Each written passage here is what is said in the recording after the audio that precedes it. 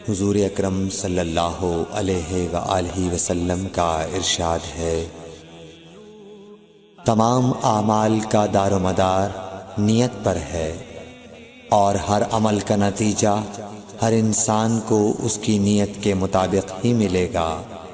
پس جس کی ہجرت دولت دنیا حاصل کرنے کے لیے ہو یا کسی عورت سے شادی کی غرض سے ہو، پس اس کی ہجرت انہی چیزوں کے لیے ہوگی جن کے حاصل کرنے کی نیت سے اس نے ہجرت کی۔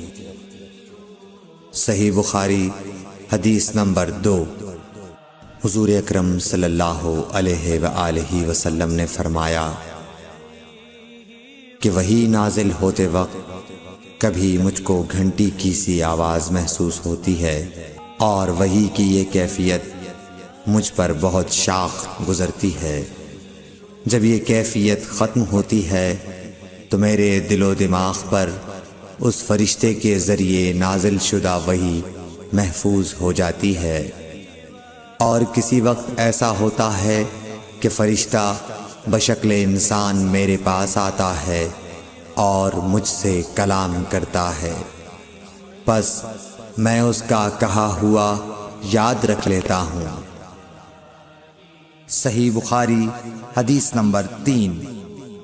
حضرت صلی اللہ علیہ وآلہ وسلم پر وحی کا ابتدائی دور اچھے سچے پاکیزہ خوابوں سے شروع ہوا۔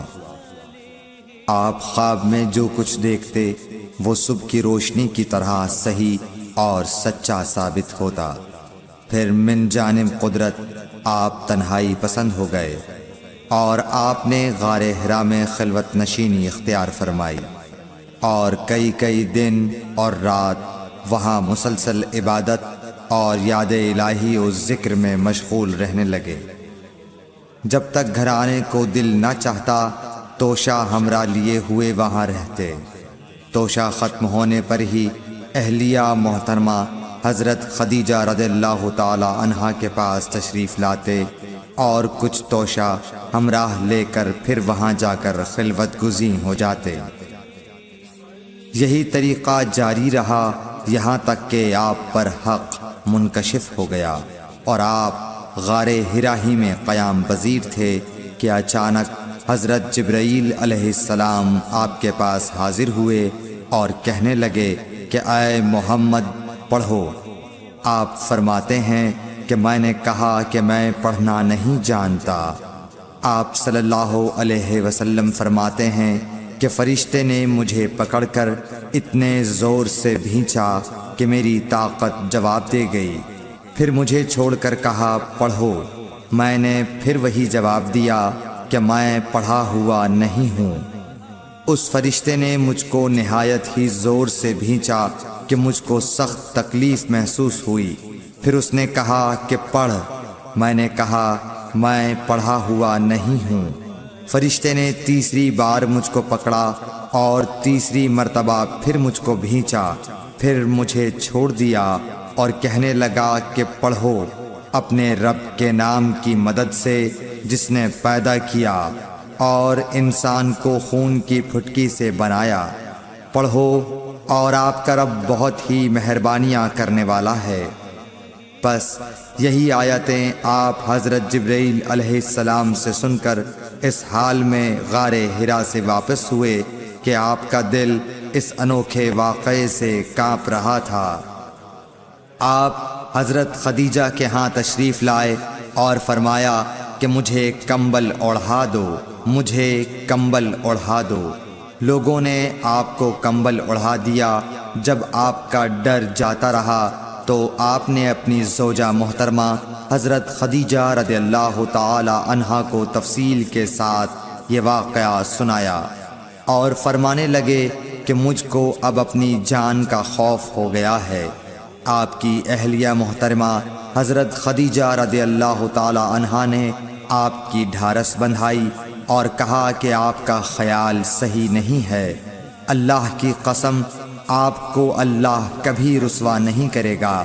آپ تو اخلاق فاضلہ کے مالک ہیں، آپ تو کنبہ پرور ہیں، بے کسوں کا بوجھ اپنے سر پر رکھتے ہیں مفلسوں کے لیے آپ کماتے ہیں، مہمان نوازی میں آپ بے مثال ہیں، اور مشکل وقت میں آپ امر حق کا ساتھ دیتے ہیں۔ ایسے اوصاف حسنہ والا انسان یوں بے وقت ذلت و خواری کی موت نہیں پا سکتا۔ پھر مزید تسلی کے لیے حضرت خدیجہ رضی اللہ تعالی عنہا آپ کو ورقہ بن نوفل کے پاس لے گئیں، جو ان کے چچا زاد بھائی تھے اور زمانہ جاہلیت میں نصرانی مذہب اختیار کر چکے تھے اور عبرانی زبان کے کاتب تھے۔ چنانچہ انجیل کو بھی حسب منشائے خداوندی عبرانی زبان میں لکھا کرتے تھے۔ انجیل سریانی زبان میں نازل ہوئی تھی، پھر اس کا ترجمہ عبرانی زبان میں ہوا۔ ورقہ اسی کو لکھتے تھے۔ وہ بہت بوڑھے ہو گئے تھے، یہاں تک کہ ان کی بینائی بھی رخصت ہو چکی تھی۔ حضرت خدیجہ رضی اللہ تعالی عنہا نے ان کے سامنے آپ کے حالات بیان کیے اور کہا کہ اے چچا زاد بھائی، اپنے بھتیجے محمد صلی اللہ علیہ وسلم کی زبانی ذرا ان کی کیفیت سن لیجئے۔ وہ بولے کہ بھتیجے، آپ نے جو کچھ دیکھا ہے اس کی تفصیل سناؤ۔ چنانچہ آپ صلی اللہ علیہ وآلہ وسلم نے از اول تا آخر پورا واقعہ سنایا، جسے سن کر ورقہ بے اختیار ہو کر بول اٹھے کہ یہ تو وہی ناموس معزز رازدان فرشتہ ہے جسے اللہ نے حضرت موسیٰ علیہ السلام پر وحی دے کر بھیجا تھا۔ کاش میں آپ کے اس عہد نبوت کے شروع ہونے پر جواں عمر ہوتا، کاش میں اس وقت تک زندہ رہتا جبکہ آپ کی قوم آپ کو اس شہر سے نکال دے گی۔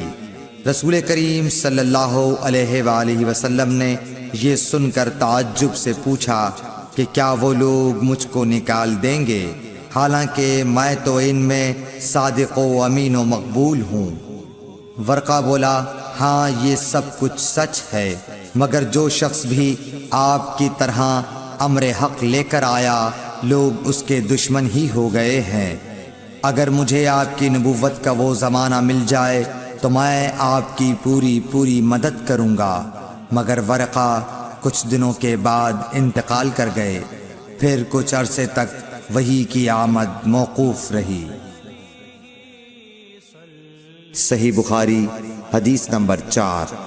حضور اکرم صلی اللہ علیہ وآلہ وسلم نے وحی کے رک جانے کے زمانے کے حالات بیان فرماتے ہوئے کہا کہ ایک روز میں چلا جا رہا تھا کہ اچانک میں نے آسمان کی طرف ایک آواز سنی اور میں نے اپنا سر آسمان کی طرف اٹھایا۔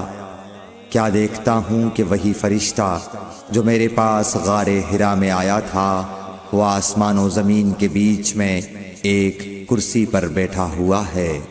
میں اس سے ڈر گیا اور گھر آنے پر میں نے پھر کمبل اوڑھنے کی خواہش ظاہر کی۔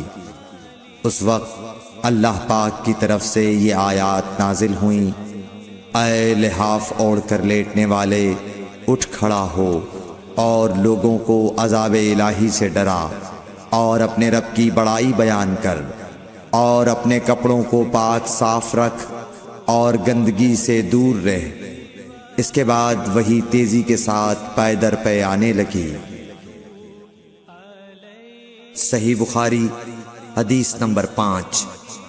رسول اللہ صلی اللہ علیہ وآلہ وسلم نزول قرآن کے وقت بہت سختی محسوس فرمایا کرتے تھے، اور اس کی علامتوں میں سے ایک یہ تھی کہ یاد کرنے کے لیے آپ اپنے ہونٹوں کو ہلاتے تھے۔ ابن عباس رضی اللہ تعالیٰ عنہ نے کہا، میں اپنے ہونٹوں کو ہلاتا ہوں جس طرح آپ ہلاتے تھے۔ سعید کہتے ہیں، میں بھی اپنے ہونٹ ہلاتا ہوں جس طرح ابن عباس رضی اللہ تعالیٰ عنہ کو میں نے ہلاتے دیکھا۔ پھر انہوں نے اپنے ہونٹ ہلائے۔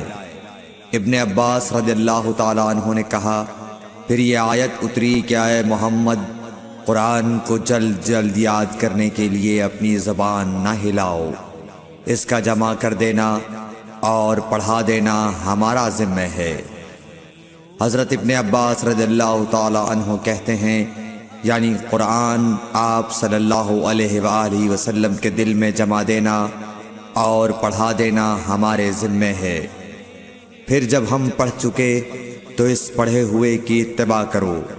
ابن عباس رضی اللہ تعالی عنہ فرماتے ہیں اس کا مطلب یہ ہے آپ اس کو خاموشی کے ساتھ سنتے رہو، اس کے بعد مطلب سمجھا دینا ہمارے ذمے ہے، پھر یقیناً یہ ہماری ذمہ داری ہے کہ آپ اس کو پڑھو یعنی اس کو محفوظ کر سکو۔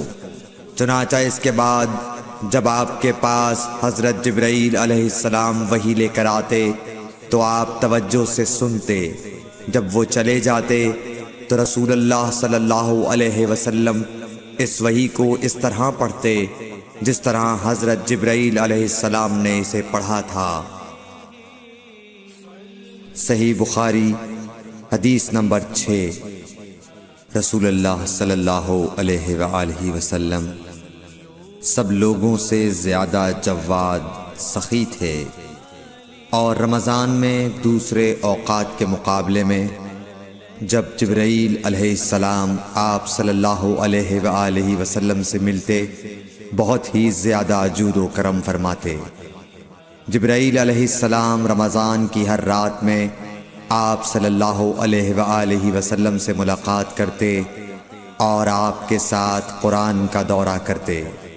غرض حضرت صلی اللہ علیہ وآلہ وسلم لوگوں کو بھلائی پہنچانے میں بارش لانے والی ہوا سے بھی زیادہ جود و کرم فرمایا کرتے تھے۔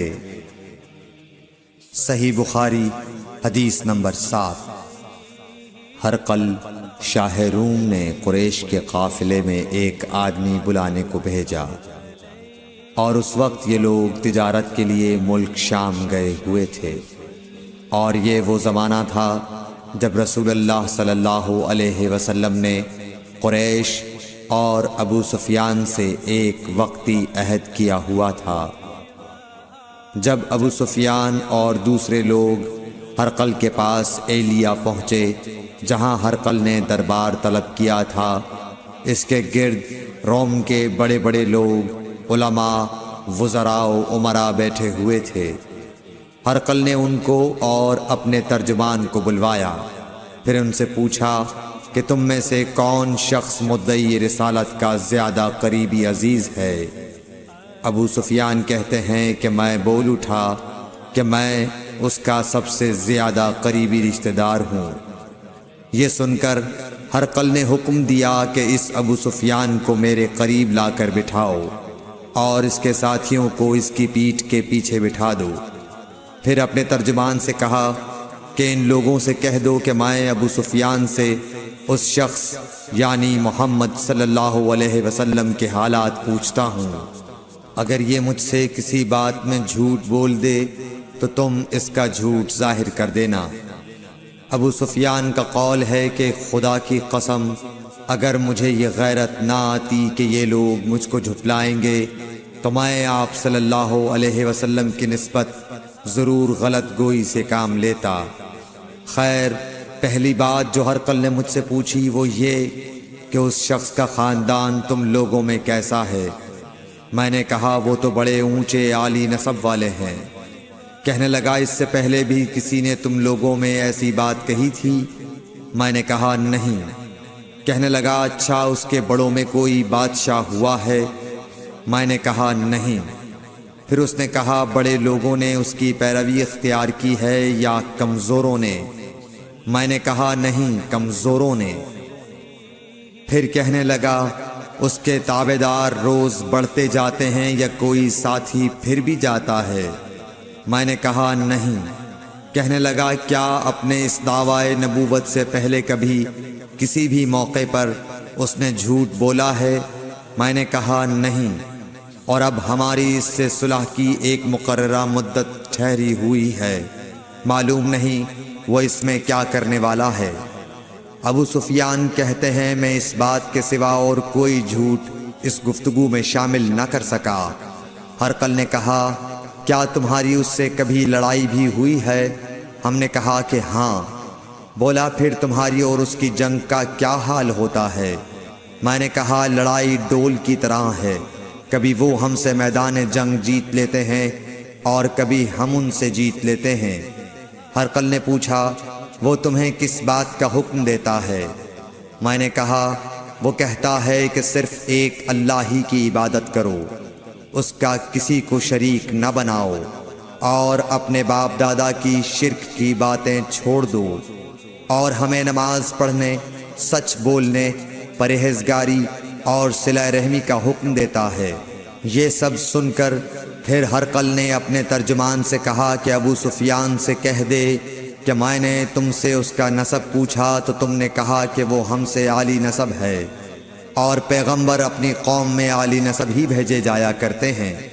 میں نے تم سے پوچھا کہ دعویٰ نبوت کی یہ بات تمہارے اندر اس سے پہلے کسی اور نے بھی کہی تھی، تو تم نے جواب دیا کہ نہیں۔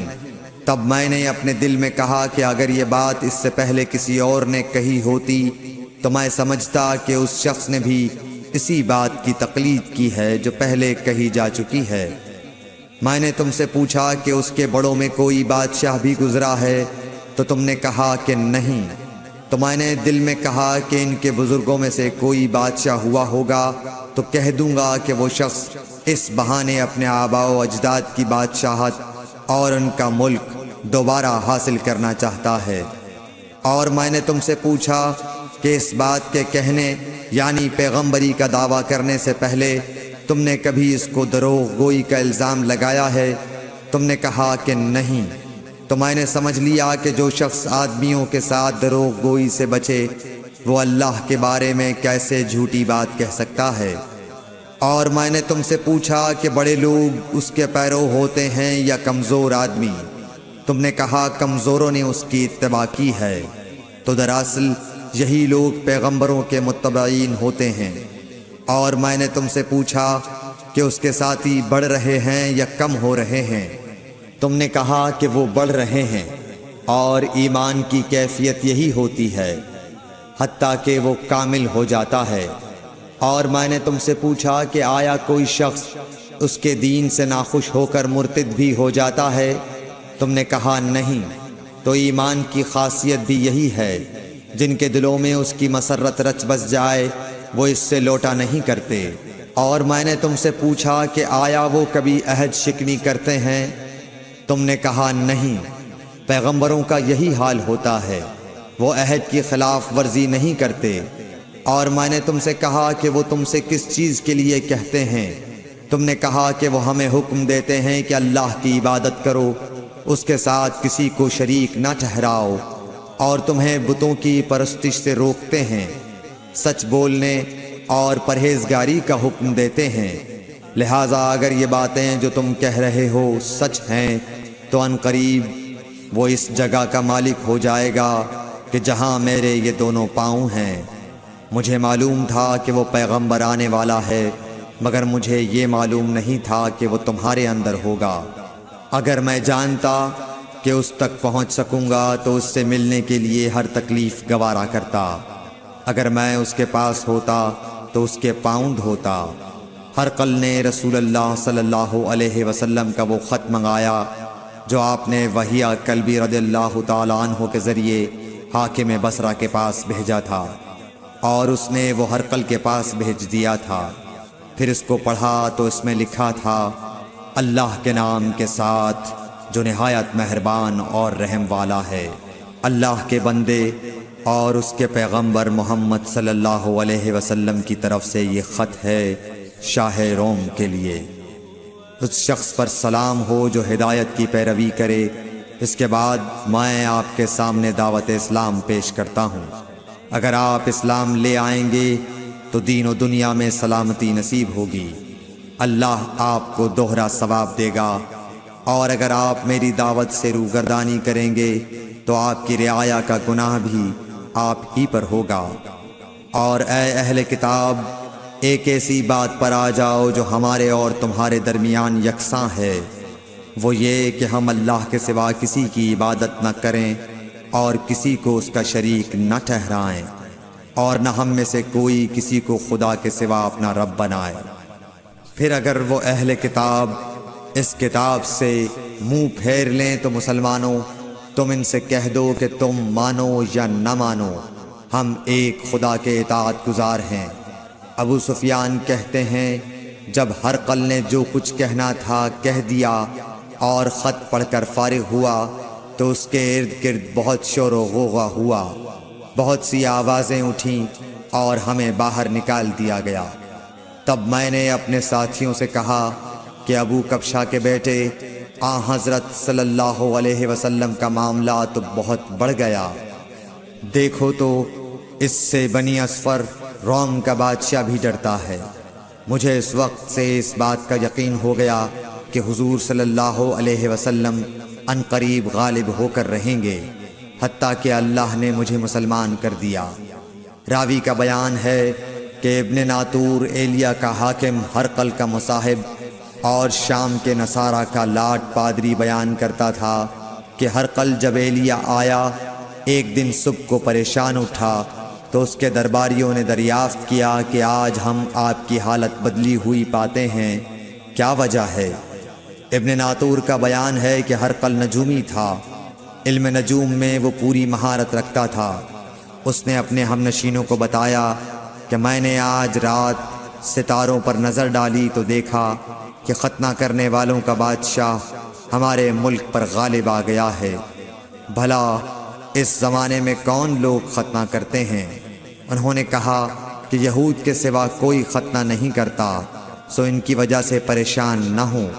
سلطنت کے تمام شہروں میں یہ حکم لکھ بھیجیے کہ وہاں جتنے یہودی ہوں سب قتل کر دیے جائیں۔ وہ لوگ انہی باتوں میں مشغول تھے کہ ہرقل کے پاس ایک آدمی لایا گیا جسے شاہ غسان نے بھیجا تھا۔ اس نے رسول اللہ صلی اللہ علیہ وسلم کے حالات بیان کیے۔ جب ہرقل نے سارے حالات سن لیے تو کہا کہ جا کر دیکھو وہ ختنہ کیے ہوئے ہے یا نہیں۔ انہوں نے اسے دیکھا تو بتلایا کہ وہ ختنہ کیا ہوا ہے۔ ہرقل نے جب اس شخص سے عرب کے بارے میں پوچھا تو اس نے بتلایا کہ وہ ختنہ کرتے ہیں۔ تب ہرقل نے کہا کہ یہی محمد صلی اللہ علیہ وسلم اس امت کے بادشاہ ہیں جو پیدا ہو چکے ہیں۔ پھر اس نے اپنے ایک دوست کو رومیہ خط لکھا اور وہ بھی علم نجوم میں ہرقل کی طرح ماہر تھا۔ پھر وہاں سے ہرقل حمص چلا گیا، ابھی حمص سے نکلا نہیں تھا کہ اس کے دوست کا خط اس کے جواب میں آ گیا۔ اس کی رائے بھی حضور صلی اللہ علیہ وسلم کے ظہور کے بارے میں ہرقل کے موافق تھی کہ محمد صلی اللہ علیہ وسلم واقعی پیغمبر ہیں۔ اس کے بعد ہرقل نے روم کے بڑے آدمیوں کو اپنے حمص کے محل میں طلب کیا اور اس کے حکم سے محل کے دروازے بند کر لیے گئے۔ پھر وہ اپنے خاص محل سے باہر آیا اور کہا، اے روم والو، کیا ہدایت اور کامیابی میں کچھ حصہ تمہارے لیے بھی ہے؟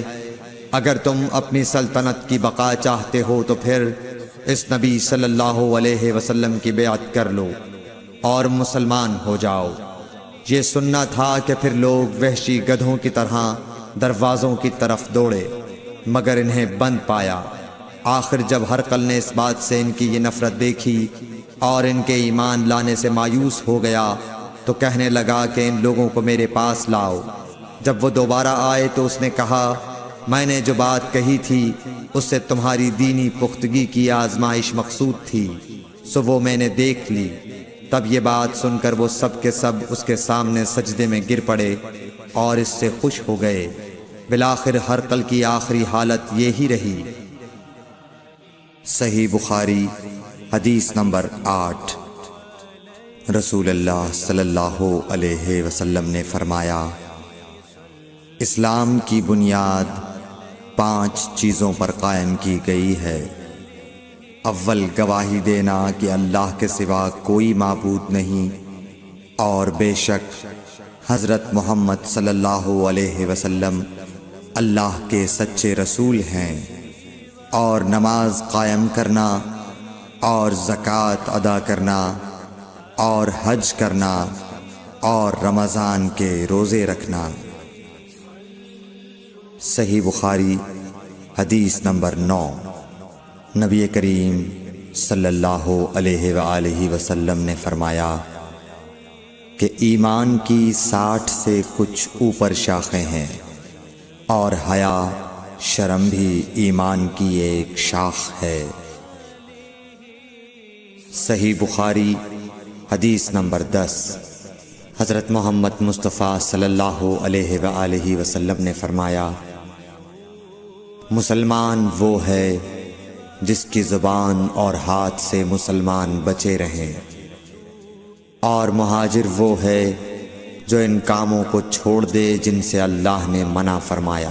صحیح بخاری حدیث نمبر 11۔ لوگوں نے پوچھا، یا رسول اللہ، کون سا اسلام افضل ہے؟ تو نبی صلی اللہ علیہ وسلم نے فرمایا، وہ جس کے ماننے والے مسلمانوں کی زبان اور ہاتھ سے سارے مسلمان سلامتی میں رہیں۔ صحیح بخاری حدیث نمبر 12۔ ایک دن ایک آدمی نے حضرت صلی اللہ علیہ وسلم سے پوچھا کہ کون سا اسلام بہتر ہے؟ فرمایا، یہ کہ تم کھانا کھلاؤ اور جس کو پہچانو اس کو بھی اور جس کو نہ پہچانو اس کو بھی، الغرض سب کو سلام کرو۔ صحیح بخاری حدیث نمبر 13۔ حضور اکرم صلی اللہ علیہ وآلہ وسلم نے فرمایا، تم میں سے کوئی شخص ایماندار نہ ہوگا جب تک اپنے بھائی کے لیے وہ نہ چاہے جو اپنے نفس کے لیے چاہتا ہے۔ صحیح بخاری حدیث نمبر 14۔ رسول کریم صلی اللہ علیہ وسلم نے فرمایا، قسم ہے اس ذات کی جس کے ہاتھ میں میری جان ہے، تم میں سے کوئی بھی ایماندار نہ ہوگا جب تک میں اس کے والد اور اولاد سے بھی زیادہ اس کا محبوب نہ بن جاؤں۔ صحیح بخاری حدیث نمبر 15۔ حضرت صلی اللہ علیہ وسلم نے فرمایا، تم میں سے کوئی شخص ایماندار نہ ہوگا جب تک اس کے والد اور اس کی اولاد اور تمام لوگوں سے زیادہ اس کے دل میں میری محبت نہ ہو جائے۔ صحیح بخاری حدیث نمبر 16۔ نبی کریم صلی اللہ علیہ وآلہ وسلم نے فرمایا، 3 خصلتیں ایسی ہیں کہ جس میں یہ پیدا ہو جائیں اس نے ایمان کی مٹھاس کو پا لیا۔ اول یہ کہ اللہ اور اس کا رسول اس کے نزدیک سب سے زیادہ محبوب بن جائیں، دوسرے یہ کہ وہ کسی انسان سے محض اللہ کی رضا کے لیے محبت رکھے، تیسرے یہ کہ وہ کفر میں واپس لوٹنے کو ایسا برا جانے جیسا کہ آگ میں ڈالے جانے کو برا جانتا ہے۔ صحیح بخاری حدیث نمبر 17۔ حضور اکرم صلی اللہ علیہ وآلہ وسلم نے فرمایا، انصار سے محبت رکھنا ایمان کی نشانی ہے، اور انصار سے کینہ رکھنا نفاق کی نشانی ہے۔ صحیح بخاری حدیث نمبر 18۔ رسول اللہ صلی اللہ علیہ وسلم نے اس وقت جب آپ کے گرد صحابہ کی ایک جماعت بیٹھی ہوئی تھی فرمایا کہ مجھ سے بیعت کرو اس بات پر کہ اللہ کے ساتھ کسی کو شریک نہ کرو گے، چوری نہ کرو گے، زنا نہ کرو گے، اپنی اولاد کو قتل نہ کرو گے، اور ناعمدن کسی پر کوئی ناحق بہتان باندھو گے، اور کسی بھی اچھی بات میں اللہ کی نافرمانی نہ کرو گے۔ جو کوئی تم میں اس عہد کو پورا کرے گا تو اس کا ثواب اللہ کے ذمے ہے، اور جو کوئی ان بری باتوں میں سے کسی کا ارتکاب کرے اور اسے دنیا میں اسلامی قانون کے تحت سزا دے دی گئی تو یہ سزا اس کے گناہوں کے لیے بدلہ ہو جائے گی، اور جو کوئی ان میں سے کسی بات میں مبتلا ہو گیا اور اللہ نے اس کے گناہ کو چھپا لیا تو پھر اس کا معاملہ اللہ کے حوالے ہے، اگر چاہے معاف کرے اور اگر چاہے سزا دے دے۔ عبادہ کہتے ہیں کہ پھر ہم سب نے ان سب باتوں پر آپ صلی اللہ علیہ وسلم سے بیعت کر لی۔ صحیح بخاری حدیث نمبر 19۔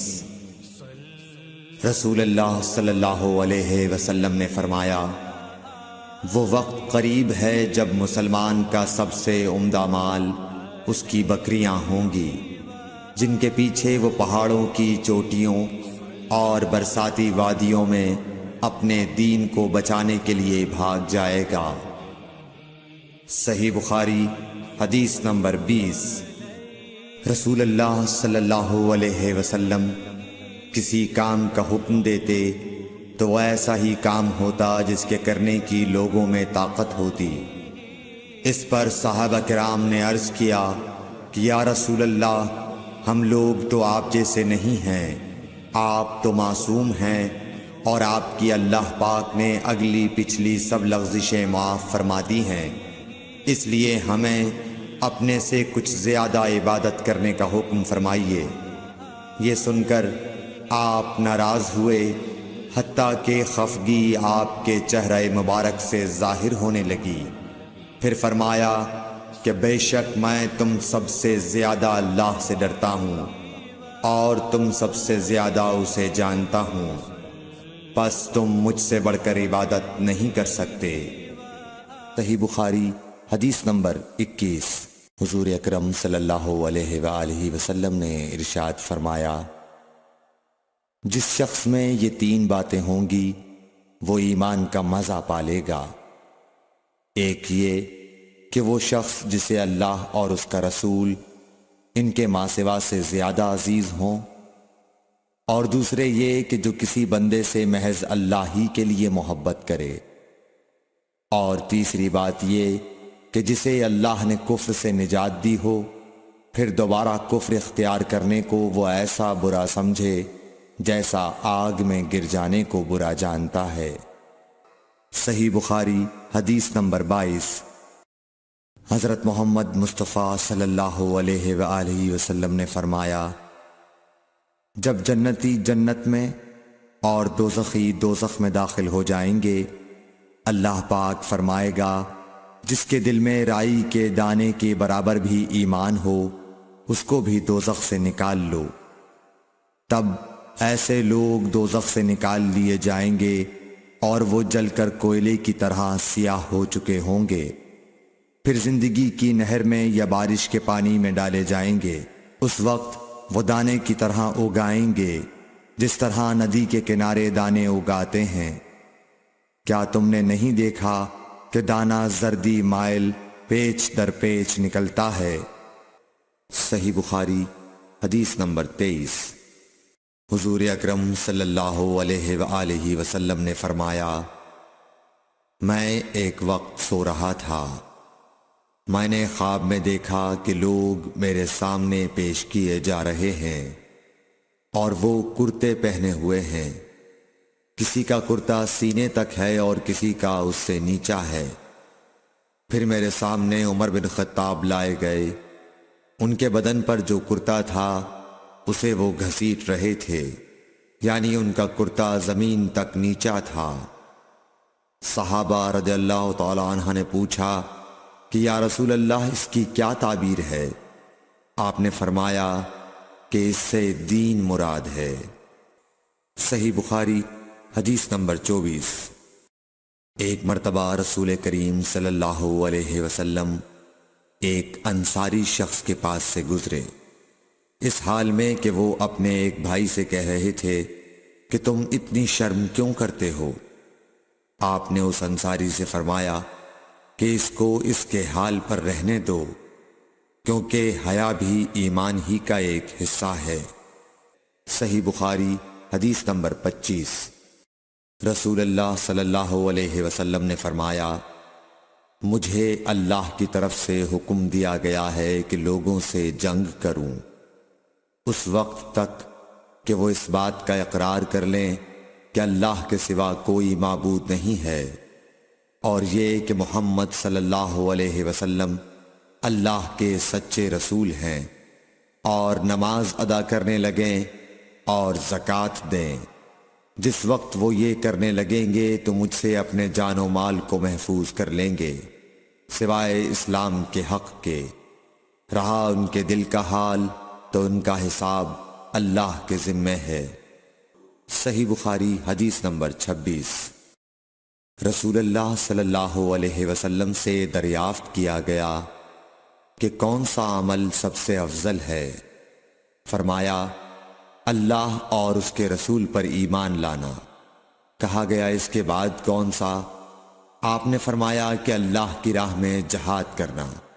کہا گیا پھر کیا ہے؟ آپ نے فرمایا حج مبرور۔ صحیح بخاری حدیث نمبر 27۔ رسول اللہ صلی اللہ علیہ وسلم نے چند لوگوں کو کچھ عطیہ دیا اور سعد وہاں موجود تھے۔ وہ کہتے ہیں کہ رسول اللہ صلی اللہ علیہ وسلم نے ان میں سے ایک شخص کو کچھ نہ دیا، حالانکہ وہ ان میں مجھے سب سے زیادہ پسند تھا۔ میں نے کہا حضور آپ نے فلاں کو کچھ نہ دیا، میں اسے مومن گمان کرتا ہوں۔ آپ نے فرمایا مومن یا مسلمان؟ میں تھوڑی دیر چپ رہ کر پھر پہلی بات دہرانے لگا۔ حضور صلی اللہ علیہ وسلم نے بھی دوبارہ وہی جواب دیا۔ پھر آپ نے فرمایا کہ اے سعد، باوجود یہ کہ ایک شخص مجھے زیادہ عزیز ہے، پھر بھی میں اسے نظر انداز کر کے کسی اور دوسرے کو اس خوف کی وجہ سے یہ مال دیتا ہوں کہ وہ اپنی کمزوری کی وجہ سے اسلام سے پھر جائے اور اللہ اسے آگ میں اوندھا ڈال دے۔ صحیح بخاری حدیث نمبر 28۔ ایک آدمی نے رسول اللہ صلی اللہ علیہ وسلم سے پوچھا کون سا اسلام بہتر ہے؟ آپ صلی اللہ علیہ وسلم نے فرمایا کہ تو کھانا کھلائے اور ہر شخص کو سلام کرے، خواہ اس کو تو جانتا ہو یا نہ جانتا ہو۔ صحیح بخاری حدیث نمبر 29۔ حضرت صلی اللہ علیہ وسلم نے فرمایا مجھے دوزخ دکھلائی گئی تو اس میں زیادہ تر عورتیں تھیں جو کفر کرتی ہیں۔ کہا گیا حضور کیا وہ اللہ کے ساتھ کفر کرتی ہیں؟ آپ صلی اللہ علیہ وسلم نے فرمایا کہ خاوند کی ناشکری کرتی ہیں اور احسان کی ناشکری کرتی ہیں۔ اگر تم عمر بھر ان میں سے کسی کے ساتھ احسان کرتے رہو، پھر تمہاری طرف سے کبھی کوئی ان کے خیال میں ناگواری کی بات ہو جائے تو فوراً کہہ اٹھے گی کہ میں نے کبھی بھی تجھ سے کوئی بھلائی نہیں دیکھی۔ صحیح بخاری حدیث نمبر 30۔ حضرت صلی اللہ علیہ وآلہ وسلم فرماتے تھے جب دو مسلمان اپنی اپنی تلواریں لے کر بھڑ جائیں تو قاتل اور مقتول دونوں دوزخی ہیں۔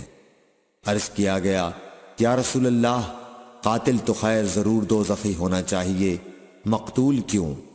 فرمایا وہ بھی اپنے ساتھی کو مار ڈالنے کی حرص رکھتا تھا، موقع پاتا تو وہ اسے ضرور قتل کر دیتا۔ دل کے عزم صمیم پر وہ دوزخی ہوا۔ ابو ذر ایک جوڑا پہنے ہوئے تھے اور ان کا غلام بھی جوڑا پہنے ہوئے تھا۔ سبب دریافت کیا گیا تو کہنے لگے کہ میں نے ایک شخص یعنی غلام کو برا بھلا کہا تھا اور اس کی ماں کی غیرت دلائی یعنی گالی دی، تو رسول اللہ صلی اللہ علیہ وسلم نے یہ معلوم کر کے مجھ سے فرمایا اے ابو ذر تو نے اسے ماں کے نام سے غیرت دلائی ہے، بے شک تجھ میں ابھی کچھ زمانہ جاہلیت کا اثر باقی ہے۔ یاد رکھو ماتحت لوگ تمہارے بھائی ہیں، اللہ نے اپنی کسی مصلحت کی بنا پر انہیں تمہارے قبضے میں دے رکھا ہے، تو جس کے ماتحت اس کا کوئی بھائی ہو تو اس کو بھی وہی کھلائے جو آپ کھاتا ہے، اور وہ کپڑا اسے پہنائے جو آپ پہنتا ہے، اور ان کو اتنے کام کی تکلیف نہ دو کہ ان کے لیے مشکل ہو جائے، اور اگر کوئی سخت کام ڈالو تو تم خود بھی ان کی مدد کرو۔ صحیح بخاری حدیث نمبر 32۔ جب سورہ انعام کی یہ آیت اتری جو لوگ ایمان لائے اور انہوں نے اپنے ایمان میں گناہوں کی آمیزش نہیں کی، تو آپ صلی اللہ علیہ وسلم کے اصحاب نے کہا یا رسول اللہ یہ تو بہت ہی مشکل ہے، ہم میں کون ایسا ہے جس نے گناہ نہیں کیا؟ تب اللہ پاک نے سورہ لقمان کی یہ آیت اتاری کہ بے شک شرک بڑا ظلم ہے۔ صحیح بخاری حدیث نمبر 33۔ رسول اللہ صلی اللہ علیہ وآلہ وسلم نے فرمایا، منافق کی علامتیں 3 ہیں: جب بات کرے جھوٹ بولے، جب وعدہ کرے اس کے خلاف کرے، اور جب اس کو امین بنایا جائے تو خیانت کرے۔ صحیح بخاری حدیث نمبر 34۔ رسول اللہ صلی اللہ علیہ وسلم نے فرمایا کہ 4 عادتیں جس کسی میں ہوں تو وہ خالص منافق ہے، اور جس کسی میں ان 4 میں سے ایک عادت ہو تو وہ بھی نفاق ہی ہے جب تک اسے نہ چھوڑ دے۔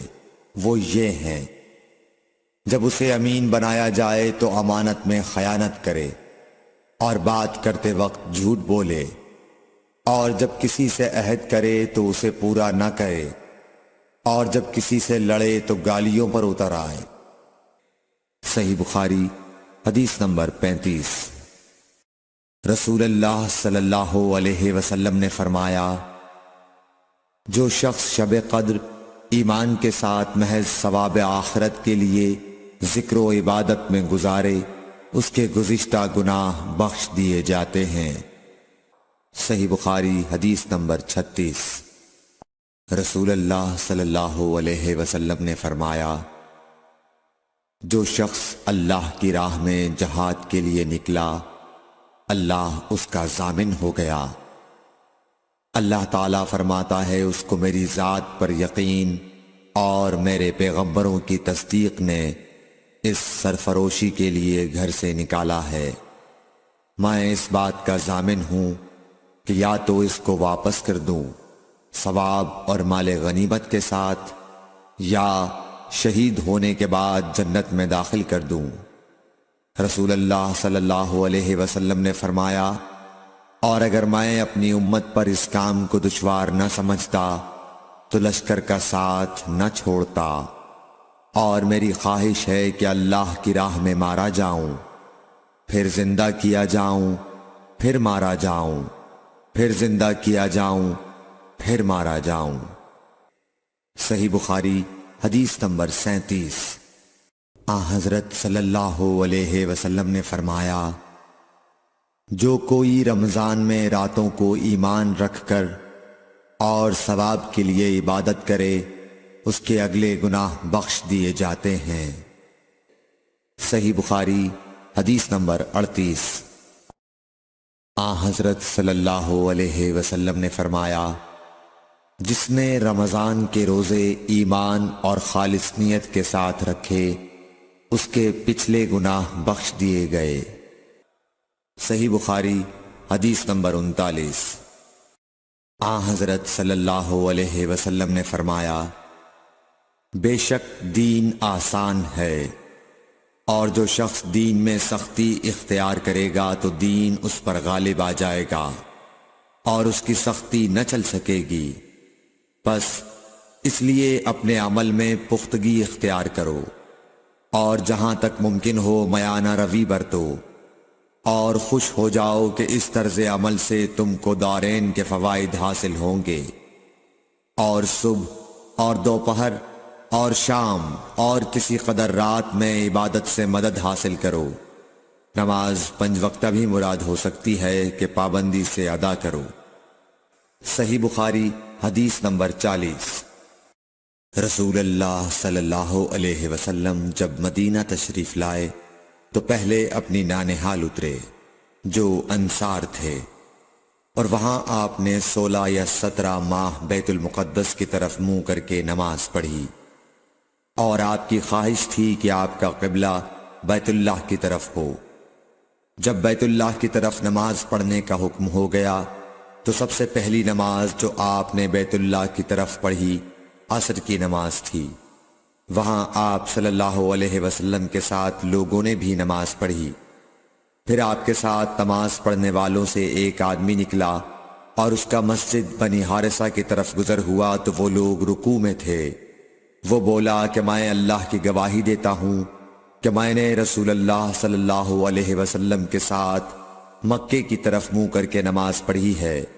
یہ سن کر وہ لوگ اسی حال میں بیت اللہ کی طرف گھوم گئے، اور جب رسول اللہ صلی اللہ علیہ وسلم بیت المقدس کی طرف منہ کر کے نماز پڑھا کرتے تھے، یہودی اور عیسائی خوش ہوتے تھے، مگر جب آپ نے بیت اللہ کی طرف منہ پھیر لیا تو انہیں یہ امر ناگوار ہوا۔ زہیر ایک راوی کہتے ہیں کہ ہم سے ابو اسحاق نے برا سے یہ حدیث بھی نقل کی ہے کہ قبلہ کی تبدیلی سے پہلے کچھ مسلمان انتقال کر چکے تھے، تو ہمیں یہ معلوم نہ ہو سکا کہ ان کی نمازوں کے بارے میں کیا کہیں۔ تب اللہ نے یہ آیت نازل کی، وَمَا كَانَ اللَّهُ لِيُضِيعَ إِيمَانَكُمْ، سورہ بقرہ آیت number 143۔ Thanks for watching. Don't forget to like, comment, share and subscribe to حضور اکرم صلی اللہ علیہ وآلہ وسلم نے ارشاد فرمایا کہ جب ایک بندہ مسلمان ہو جائے اور اس کا اسلام عمدہ ہو، یقین و خلوص کے ساتھ ہو، تو اللہ اس کے گناہ کو جو اس نے اس اسلام لانے سے پہلے کیا معاف فرما دیتا ہے، اور اب اس کے بعد کے لیے بدلہ شروع ہو جاتا ہے، یعنی ایک نیکی کے عوض 10 گناہ سے لے کر 700 گناہ تک ثواب، اور ایک برائی کا اسی برائی کے مطابق بدلہ دیا جاتا ہے، مگر یہ کہ اللہ تعالیٰ اس برائی سے بھی درگزر کرے اور اسے بھی معاف فرما دے، یہ بھی اس کے لیے آسان ہے۔ صحیح بخاری حدیث نمبر 42۔ رسول اللہ صلی اللہ علیہ وسلم نے فرمایا کہ تم میں سے کوئی شخص جب اپنے اسلام کو عمدہ بنا لے، یعنی نفاق اور ریا سے پاک کر لے، تو ہر نیک کام جو وہ کرتا ہے اس کے عوض 10 سے لے کر 700 گناہ تک نیکیاں لکھی جاتی ہیں، اور ہر برا کام جو کرتا ہے تو وہ اتنا ہی لکھا جاتا ہے جتنا کہ اس نے کیا ہے۔ صحیح بخاری حدیث نمبر 43۔ رسول اللہ صلی اللہ علیہ وسلم ایک دن حضرت عائشہ رضی اللہ تعالی عنہا کے پاس آئے۔ اس وقت ایک عورت حضرت عائشہ رضی اللہ تعالی عنہا کے پاس بیٹھی تھی۔ آپ صلی اللہ علیہ وسلم نے دریافت کیا، یہ کون ہے؟ عرض کیا، فلاں عورت، اور اس کی نماز کے اشتیاق اور پابندی کا ذکر کیا۔ آپ صلی اللہ علیہ وسلم نے فرمایا، ٹھہر جاؤ، سن لو کہ تم پر اتنا ہی عمل واجب ہے جتنے عمل کی تمہارے اندر طاقت ہے۔ اللہ کی قسم، ثواب دینے سے اللہ نہیں اکتاتا، مگر تم عمل کرتے کرتے اکتا جاؤ گے، اور اللہ کو دین کا وہی عمل زیادہ پسند ہے جس کی ہمیشہ پابندی کی جا سکے، اور انسان بغیر اکتائے اسے انجام دے۔ صحیح بخاری حدیث نمبر 44۔ رسول اللہ صلی اللہ علیہ وسلم نے فرمایا، جس شخص نے لا الہ الا اللہ کہہ لیا اور اس کے دل میں جو برابر بھی ایمان ہے، تو وہ ایک نہ ایک دن دوزخ سے ضرور نکلے گا، اور دوزخ سے وہ شخص بھی ضرور نکلے گا جس نے کلمہ پڑھا اور اس کے دل میں گیہوں کے دانے برابر خیر ہے، اور دوزخ سے وہ بھی نکلے گا جس نے کلمہ پڑھا اور اس کے دل میں ایک ذرہ برابر بھی خیر ہے۔ صحیح بخاری حدیث نمبر 45۔ ایک یہودی نے حضرت عمر بن خطاب رضی اللہ تعالیٰ عنہ سے کہا کہ اے امیر المومنین، تمہاری کتاب قرآن میں ایک آیت ہے جسے تم پڑھتے ہو، اگر وہ ہم یہودیوں پر نازل ہوتی تو ہم اس کے نزول کے دن کو یوم عید بنا لیتے۔ آپ نے پوچھا، وہ کون سی آیت ہے؟ اس نے جواب دیا، سورہ مائدہ کی یہ آیت کہ آج میں نے تمہارے دین کو مکمل کر دیا اور اپنی نعمت تم پر تمام کر دی اور تمہارے لیے دین اسلام پسند کیا۔ حضرت عمر رضی اللہ تعالی عنہ نے فرمایا کہ ہم اس دن اور اس مقام کو خوب جانتے ہیں۔ جب یہ آیت رسول اللہ صلی اللہ علیہ وسلم پر نازل ہوئی اس وقت آپ صلی اللہ علیہ وسلم عرفات میں جمعے کے دن کھڑے ہوئے تھے۔ صحیح بخاری حدیث نمبر 46۔ طلحہ بن عبید اللہ کہتے تھے کہ نجد والوں میں سے ایک شخص حضرت صلی اللہ علیہ وسلم کے پاس آیا، سر پریشان یعنی بال بکھرے ہوئے تھے۔ ہم اس کی آواز کی بن بناہٹ سنتے تھے اور ہم سمجھ نہیں پا رہے تھے کہ وہ کیا کہہ رہا ہے، یہاں تک کہ وہ نزدیک آن پہنچا جب معلوم ہوا کہ وہ اسلام کے بارے میں پوچھ رہا ہے۔ حضرت صلی اللہ علیہ وسلم نے فرمایا کہ اسلام دن رات میں 5 نمازیں پڑھنا ہے۔ اس نے کہا بس اس کے سوا تو اور کوئی نماز مجھ پر نہیں۔ آپ نے فرمایا نہیں، مگر تو نفل پڑھے تو اور بات ہے۔ حضرت صلی اللہ علیہ وسلم نے فرمایا اور رمضان کے روزے رکھنا۔ اس نے کہا اور تو کوئی روزہ مجھ پر نہیں ہے۔ آپ نے فرمایا نہیں، مگر تو نفل روزے رکھے تو اور بات ہے۔ طلحہ نے کہا اور حضرت صلی اللہ علیہ وسلم نے اس زکوٰۃ کا بیان کیا۔ وہ کہنے لگا کہ بس اور کوئی صدقہ مجھ پر نہیں ہے۔ آپ نے فرمایا نہیں، مگر یہ کہ تو نفل صدقہ دے تو اور بات ہے۔ پھر وہ شخص پیٹھ موڑ کر چلا گیا، یوں کہتا جاتا تھا قسم خدا کی میں نہ اس سے بڑھاؤں گا نہ گھٹاؤں گا۔ حضرت صلی اللہ علیہ وسلم نے فرمایا اگر یہ سچا ہے تو اپنی مراد کو پہنچ گیا۔ صحیح بخاری حدیث نمبر 47۔ حضرت صلی اللہ علیہ وسلم نے فرمایا جو کوئی ایمان رکھ کر اور ثواب کی نیت سے کسی مسلمان کے جنازے کے ساتھ جائے اور نماز اور دفن سے فراغت ہونے تک اس کے ساتھ رہے تو وہ 2 قیرات ثواب لے کر لوٹے گا۔ ہر قیرات اتنا بڑا ہوگا جیسے احد کا پہاڑ۔ اور جو شخص جنازے پر نماز پڑھ کر دفن سے پہلے لوٹ جائے تو وہ 1 قیرات ثواب لے کر لوٹے گا۔ صحیح بخاری حدیث نمبر 48۔ حضرت صلی اللہ علیہ وسلم نے فرمایا کہ مسلمان کو گالی دینے سے آدمی فاسق ہو جاتا ہے اور مسلمان سے لڑنا کفر ہے۔ صحیح بخاری حدیث نمبر 49۔ حضرت صلی اللہ علیہ وسلم اپنے حجرے سے نکلے، لوگوں کو شب قدر بتانا چاہتے تھے وہ کون سی رات ہے۔ اتنے میں 2 مسلمان آپس میں لڑ پڑے۔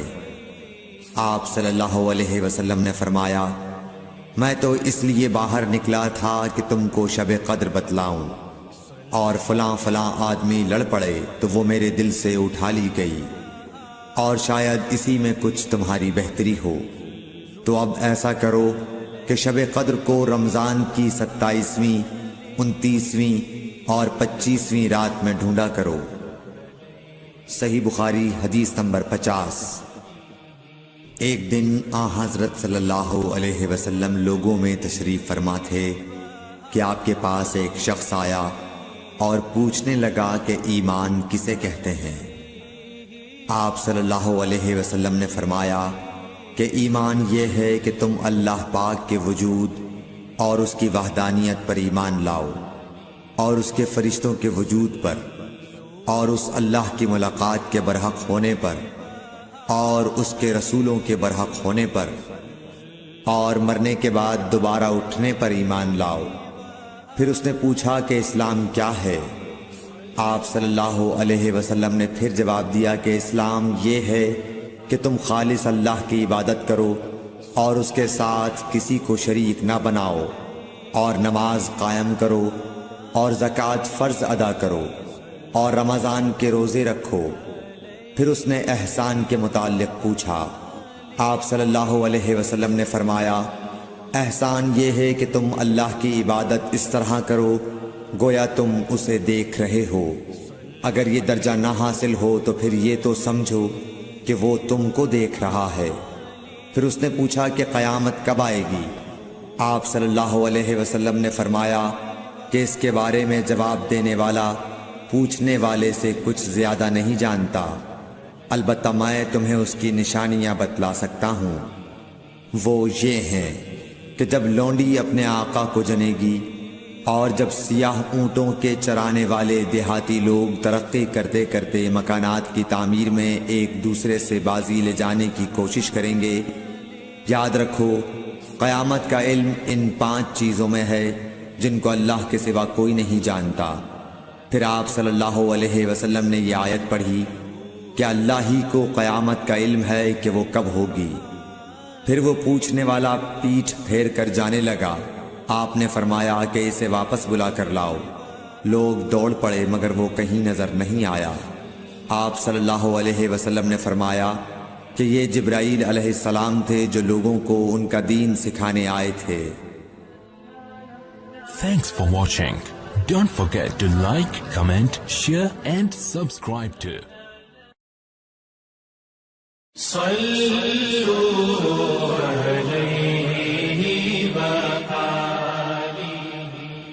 صحیح بخاری حدیث نمبر 51۔ ہرقل شاہ روم نے ابو سفیان سے کہا، میں نے تم سے پوچھا تھا کہ اس رسول کے ماننے والے بڑھ رہے ہیں یا گھٹ رہے ہیں؟ تو نے جواب میں بتلایا کہ وہ بڑھ رہے ہیں۔ ٹھیک ہے، ایمان کا یہی حال رہتا ہے یہاں تک کہ وہ پورا ہو جائے۔ اور میں نے تجھ سے پوچھا تھا کہ کوئی اس کے دین میں آ کر پھر اس کو برا جان کر پھر جاتا ہے؟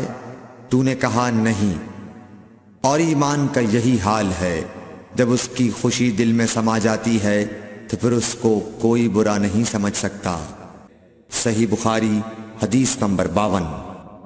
حضور اکرم صلی اللہ علیہ وسلم فرماتے تھے، حلال کھلا ہوا ہے اور حرام بھی کھلا ہوا ہے، اور ان دونوں کے درمیان بعض چیزیں شبے کی ہیں جن کو بہت لوگ نہیں جانتے کہ حلال ہیں یا حرام۔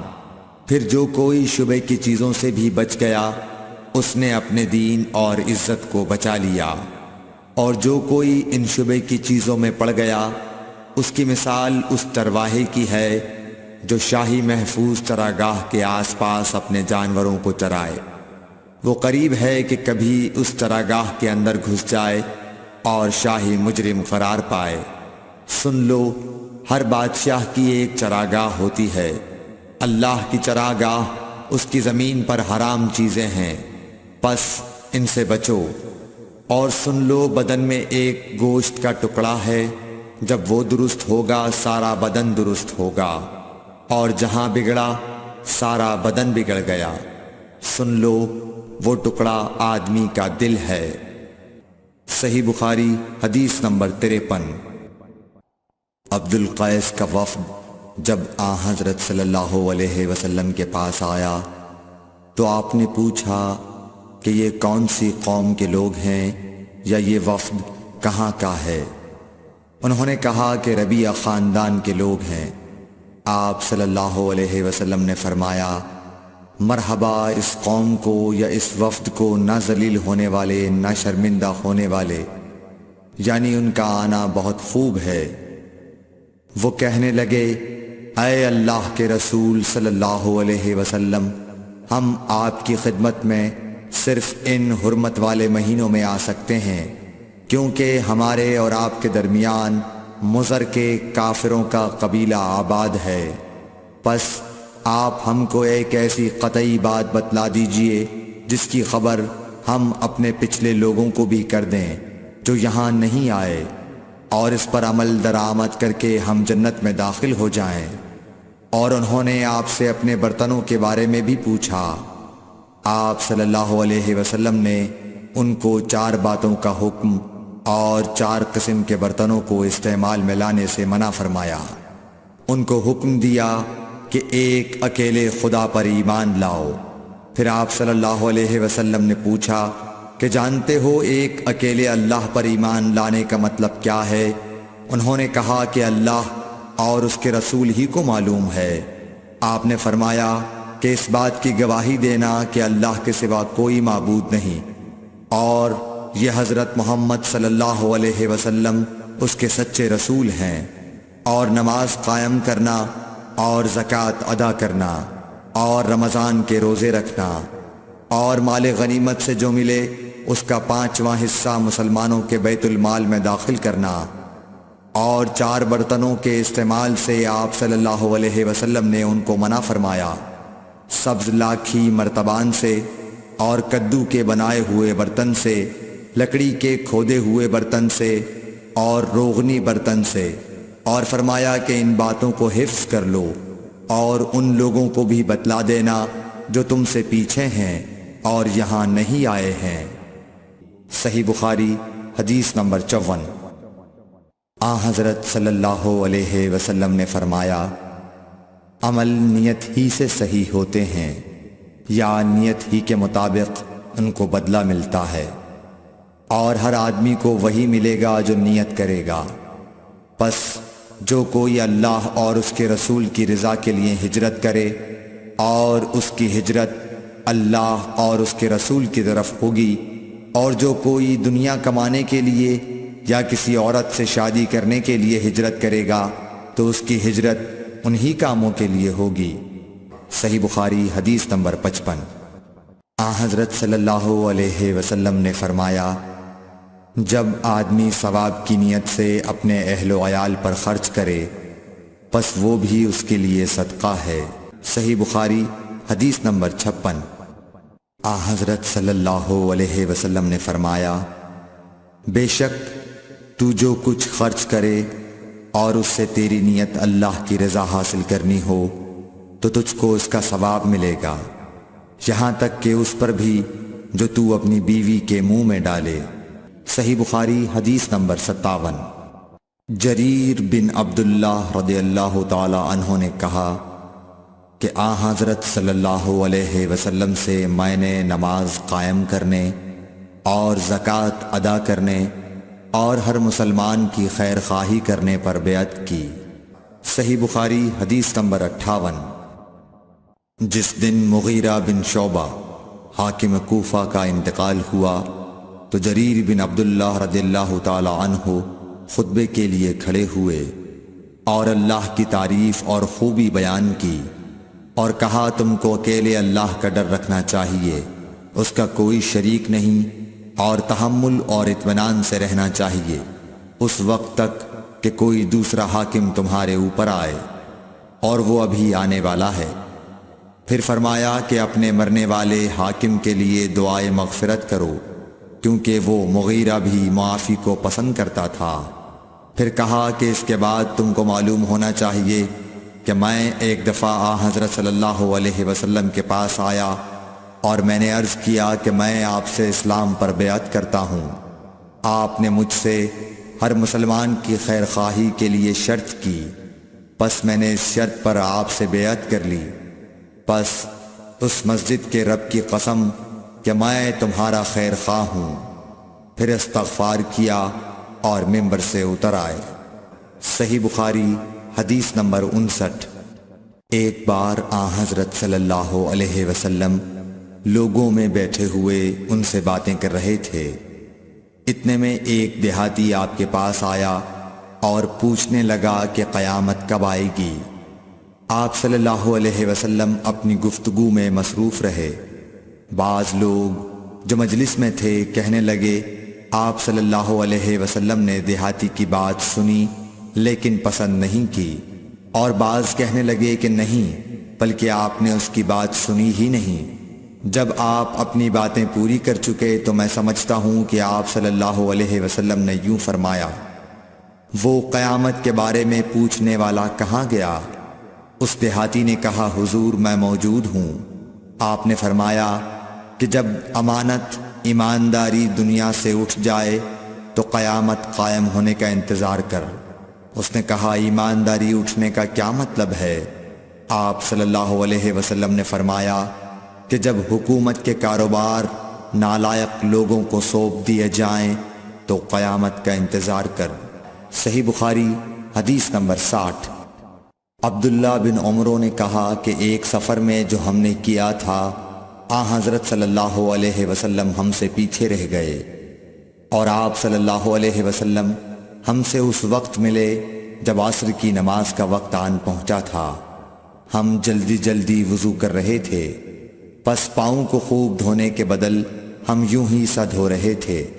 یہ حال دیکھ کر آپ صلی اللہ علیہ وسلم نے بلند آواز سے پکارا، دیکھو ایڑیوں کی خرابی دوزخ سے ہونے والی ہے۔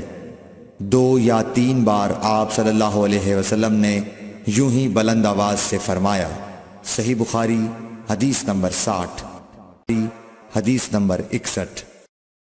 حضرت صلی اللہ علیہ وسلم نے فرمایا، درختوں میں ایک درخت ایسا ہے کہ اس کے پتے نہیں جھڑتے، اور مسلمان کی مثال اسی درخت کی سی ہے، بتاؤ وہ کون سا درخت ہے؟ یہ سن کر لوگوں کا خیال جنگل کی طرف دوڑا۔ عبداللہ رضی اللہ تعالی عنہ نے کہا، میرے دل میں آیا کہ وہ کھجور کا درخت ہے، مگر میں اپنی کمسنی کی شرم سے نہ بولا۔ آخر صحابہ نے حضرت صلی اللہ علیہ وسلم سے پوچھا کہ وہ کون سا درخت ہے؟ آپ نے فرمایا، وہ کھجور کا درخت ہے۔ صحیح بخاری حدیث نمبر 62۔ حضرت صلی اللہ علیہ وسلم نے فرمایا، درختوں میں سے ایک درخت ایسا ہے کہ اس کے پتے نہیں جھڑتے، اور مسلمان کی بھی یہی مثال ہے، بتلاؤ وہ کون سا درخت ہے؟ یہ سن کر لوگوں کے خیالات جنگل کے درختوں میں چلے گئے۔ عبداللہ نے کہا کہ میرے دل میں آیا کہ بتلا دوں کہ وہ کھجور کا درخت ہے، لیکن وہاں بہت بزرگ موجود تھے، اس لیے مجھ کو شرم آئی۔ آخر صحابہ نے عرض کیا، یا رسول اللہ، آپ ہی بیان فرما دیجئے۔ آپ صلی اللہ علیہ وسلم نے بتلایا کہ وہ کھجور کا درخت ہے۔ صحیح بخاری حدیث نمبر 63۔ حضرت صلی اللہ علیہ وآلہ وسلم ایک بار مسجد میں بیٹھے ہوئے تھے، اتنے میں ایک شخص اونٹ پر سوار ہو کر آیا اور اونٹ کو مسجد میں بٹھا کر باندھ دیا۔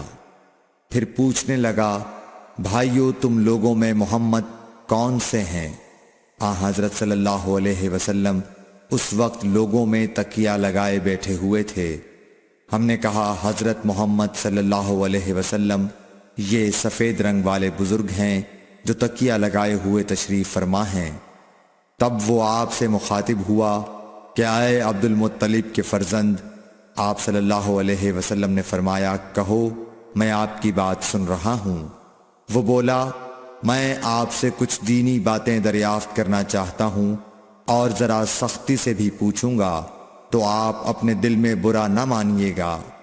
آپ صلی اللہ علیہ وسلم نے فرمایا، نہیں، جو تمہارا دل چاہے پوچھو۔ تب اس نے کہا کہ میں آپ کے رب اور اگلے لوگوں کے رب تبارک و تعالی کی قسم دے کر پوچھتا ہوں، کیا آپ کو اللہ نے دنیا کے سب لوگوں کی طرف رسول بنا کر بھیجا ہے؟ آپ صلی اللہ علیہ وسلم نے فرمایا، ہاں یا میرے اللہ۔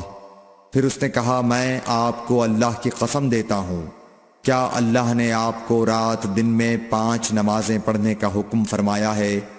آپ صلی اللہ علیہ وسلم نے فرمایا، ہاں یا میرے اللہ۔ پھر کہنے لگا، میں آپ کو اللہ کی قسم دے کر پوچھتا ہوں کہ کیا اللہ نے آپ کو یہ حکم دیا ہے کہ سال بھر میں اس مہینے رمضان کے روزے رکھو؟ آپ صلی اللہ علیہ وسلم نے فرمایا، ہاں یا میرے اللہ۔ پھر کہنے لگا، میں آپ کو اللہ کی قسم دے کر پوچھتا ہوں کہ کیا اللہ نے آپ کو یہ حکم دیا ہے کہ آپ ہم میں سے جو مالدار لوگ ہیں ان سے زکوٰۃ وصول کر کے ہمارے محتاجوں میں بانٹ دیا کریں؟ حضرت صلی اللہ علیہ وسلم نے فرمایا، ہاں یا میرے اللہ۔ تب وہ شخص کہنے لگا، جو حکم آپ اللہ کے پاس سے لائے ہیں میں ان پر ایمان لایا، اور میں اپنی قوم کے لوگوں کا جو یہاں نہیں آئے ہیں بھیجا ہوا تحقیق حال کے لیے آیا ہوں۔ صحیح بخاری حدیث نمبر 64۔ رسول اللہ صلی اللہ علیہ وسلم نے ایک شخص کو اپنا ایک خط دے کر بھیجا اور اسے یہ حکم دیا کہ اسے حاکم بحرین کے پاس لے جائے۔ بحرین کے حاکم نے وہ خط کسریٰ شاہ ایران کے پاس بھیج دیا۔ جس وقت اس نے وہ خط پڑھا تو چاک کر ڈالا۔ راوی کہتے ہیں، اور میرا خیال ہے کہ ابن مسیب نے اس کے بعد مجھ سے کہا کہ اس واقعے کو سن کر رسول اللہ صلی اللہ علیہ وسلم نے اہل ایران کے لیے بد دعا کی کہ وہ بھی چاک شدہ خط کی طرح ٹکڑے ٹکڑے ہو جائیں۔ صحیح بخاری حدیث نمبر 65۔ رسول اللہ صلی اللہ علیہ وسلم نے کسی بادشاہ کے نام دعوت اسلام دینے کے لیے ایک خط لکھا یا لکھنے کا ارادہ کیا تو آپ صلی اللہ علیہ وسلم سے کہا گیا کہ وہ بغیر مہر کے خط نہیں پڑھتے، یعنی بے مہر کے خط کو مستند نہیں سمجھتے۔ تب آپ صلی اللہ علیہ وسلم نے چاندی کی انگوٹھی بنوائی جس میں محمد الرسول اللہ کندہ تھا۔ صحیح بخاری حدیث نمبر 66۔ ایک مرتبہ رسول اللہ صلی اللہ علیہ وسلم مسجد میں تشریف فرما تھے اور لوگ آپ صلی اللہ علیہ وسلم کے ارد گرد بیٹھے ہوئے تھے کہ 3 آدمی وہاں آئے۔ ان میں سے 2 رسول اللہ صلی اللہ علیہ وسلم کے سامنے پہنچ گئے اور ایک واپس چلا گیا۔ پھر وہ دونوں رسول اللہ صلی اللہ علیہ وسلم کے سامنے کھڑے ہو گئے۔ اس کے بعد ان میں سے ایک نے جب مجلس میں ایک جگہ کچھ گنجائش دیکھی تو وہاں بیٹھ گیا، اور دوسرا اہل مجلس کے پیچھے بیٹھ گیا، اور تیسرا جو تھا وہ لوٹ گیا۔ تو جب رسول اللہ صلی اللہ علیہ وسلم اپنی گفتگو سے فارغ ہوئے تو صحابہ رضی اللہ عنہم سے فرمایا، کیا تمہیں 3 آدمیوں کے بارے میں نہ بتاؤں؟ تو سنو۔ ان میں سے ایک نے اللہ سے پناہ چاہی، اللہ نے اسے پناہ دی، اور دوسرے کو شرم آئی تو اللہ بھی اس سے شرمایا کہ اسے بھی بخش دیا، اور تیسرے شخص نے منہ موڑا، اللہ نے بھی اس سے منہ موڑ لیا۔ صحیح بخاری حدیث نمبر 67۔ رسول اللہ صلی اللہ علیہ وسلم اپنے اونٹ پر بیٹھے ہوئے تھے اور ایک شخص نے اس کی نکیل تھام رکھی تھی۔ آپ صلی اللہ علیہ وسلم نے پوچھا، آج یہ کون سا دن ہے؟ ہم خاموش رہے حتیٰ کہ ہم سمجھے کہ آج کے دن کا آپ کوئی دوسرا نام اس کے نام کے علاوہ تجویز فرمائیں گے۔ پھر آپ صلی اللہ علیہ وسلم نے فرمایا، کیا آج قربانی کا دن نہیں ہے؟ ہم نے عرض کیا، بے شک۔ اس کے بعد آپ صلی اللہ علیہ وسلم نے فرمایا، یہ کون سا مہینہ ہے؟ ہم اس پر بھی خاموش رہے اور یہی سمجھے کہ اس مہینے کا بھی آپ اس کے نام کے علاوہ کوئی دوسرا نام تجویز فرمائیں گے۔ پھر آپ صلی اللہ علیہ وسلم نے فرمایا، کیا یہ ذوالحجہ کا مہینہ نہیں ہے؟ ہم نے عرض کیا، بے شک۔ آپ صلی اللہ علیہ وسلم نے فرمایا، تو یقیناً تمہاری جانیں اور تمہارے مال اور تمہاری آبرو تمہارے درمیان اسی طرح حرام ہیں جس طرح آج کے دن کی حرمت تمہارے اس مہینے اور اس شہر میں ہے۔ پس جو شخص حاضر ہے اسے چاہیے کہ غائب کو یہ بات پہنچا دے، کیونکہ ایسا ممکن ہے کہ جو شخص یہاں موجود ہے وہ ایسے شخص کو یہ خبر پہنچائے جو اس سے زیادہ یاد رکھنے والا ہو۔ صحیح بخاری حدیث نمبر 68۔ رسول اللہ صلی اللہ علیہ وسلم نے ہمیں نصیحت فرمانے کے لیے کچھ دن مقرر کر دیے تھے، اس ڈر سے کہ کہیں ہم کبھی دخاطر نہ ہو جائیں۔ صحیح بخاری حدیث نمبر 69۔ آپ صلی اللہ علیہ وآلہ وسلم نے فرمایا، آسانی کرو اور سختی نہ کرو، اور خوش کرو اور نفرت نہ دلاؤ۔ صحیح بخاری حدیث نمبر 70۔ عبداللہ ابن مسعود ہر جمعرات کے دن لوگوں کو وعظ سنایا کرتے تھے۔ ایک آدمی نے ان سے کہا، اے ابو عبد الرحمن، میں چاہتا ہوں کہ تم ہمیں ہر روز وعظ سنایا کرو۔ انہوں نے فرمایا، تو سن لو کہ مجھے اس امر سے کوئی چیز مانع ہے تو یہ کہ میں یہ بات پسند نہیں کرتا کہ کہیں تم تنگ نہ ہو جاؤ، اور میں وعظ میں تمہاری فرصت کا وقت تلاش کیا کرتا ہوں، جیسا کہ رسول اللہ صلی اللہ علیہ وسلم اس خیال سے کہ ہم کبھی دخاطر نہ ہو جائیں وعظ کے لیے ہمارے اوقات فرصت کا خیال رکھتے تھے۔ رسول اللہ صلی اللہ علیہ وسلم نے فرمایا، جس شخص کے ساتھ اللہ تعالی بھلائی کا ارادہ کرے اسے دین کی سمجھ عنایت فرما دیتا ہے، اور میں تو محض تقسیم کرنے والا ہوں، دینے والا تو اللہ ہی ہے، اور یہ امت ہمیشہ اللہ کے حکم پر قائم رہے گی، اور جو شخص ان کی مخالفت کرے گا انہیں نقصان نہیں پہنچا سکے گا یہاں تک کہ اللہ کا حکم قیامت آ جائے اور یہ عالم فنا ہو جائے۔ صحیح بخاری حدیث نمبر 72۔ عبداللہ بن عمر رضی اللہ تعالی عنہ کہتے تھے کہ ہم رسول اللہ صلی اللہ علیہ وسلم کی خدمت میں حاضر تھے کہ آپ صلی اللہ علیہ وسلم کے پاس کھجور کا ایک گابھا لایا گیا۔ اسے دیکھ کر آپ نے فرمایا کہ درختوں میں ایک درخت ایسا ہے اس کی مثال مسلمان کی طرح ہے۔ ابن عمر کہتے ہیں کہ یہ سن کر میں نے ارادہ کیا کہ عرض کروں کہ وہ درخت کھجور کا ہے، مگر چونکہ میں سب میں چھوٹا تھا اس لیے خاموش رہا۔ پھر رسول اللہ صلی اللہ علیہ وسلم نے خود ہی فرمایا کہ وہ کھجور ہے۔ صحیح بخاری حدیث نمبر 73۔ رسول اللہ صلی اللہ علیہ وسلم کا ارشاد ہے کہ حسد صرف دو باتوں میں جائز ہے، ایک تو اس شخص کے بارے میں جسے اللہ نے دولت دی ہو اور وہ اس دولت کو راہ حق میں خرچ کرنے پر بھی قدرت رکھتا ہو، اور ایک اس شخص کے بارے میں جسے اللہ نے حکمت کی دولت سے نوازا ہو اور وہ اس کے ذریعے سے فیصلہ کرتا ہو اور لوگوں کو اس حکمت کی تعلیم دیتا ہو۔ صحیح بخاری حدیث نمبر 74۔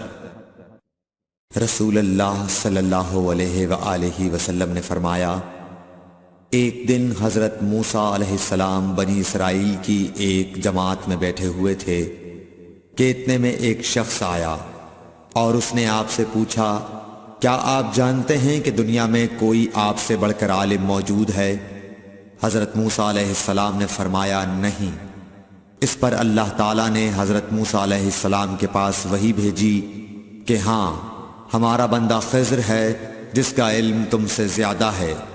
حضرت موسیٰ علیہ السلام نے اللہ سے دریافت کیا کہ خضر علیہ السلام سے ملنے کی کیا صورت ہے؟ اللہ تعالیٰ نے ایک مچھلی کو ان سے ملاقات کی علامت قرار دیا اور ان سے کہہ دیا کہ جب تم اس مچھلی کو گم کر دو تو واپس لوٹ جاؤ، تب خضر سے تمہاری ملاقات ہوگی۔ تب موسیٰ علیہ السلام چلے اور دریا میں مچھلی کی علامت تلاش کرتے رہے۔ اس وقت ان کے ساتھی نے کہا، جب ہم پتھر کے پاس تھے کیا آپ نے دیکھا تھا؟ میں اس وقت مچھلی کا کہنا بھول گیا اور شیطان ہی نے مجھے اس کا ذکر بھلا دیا۔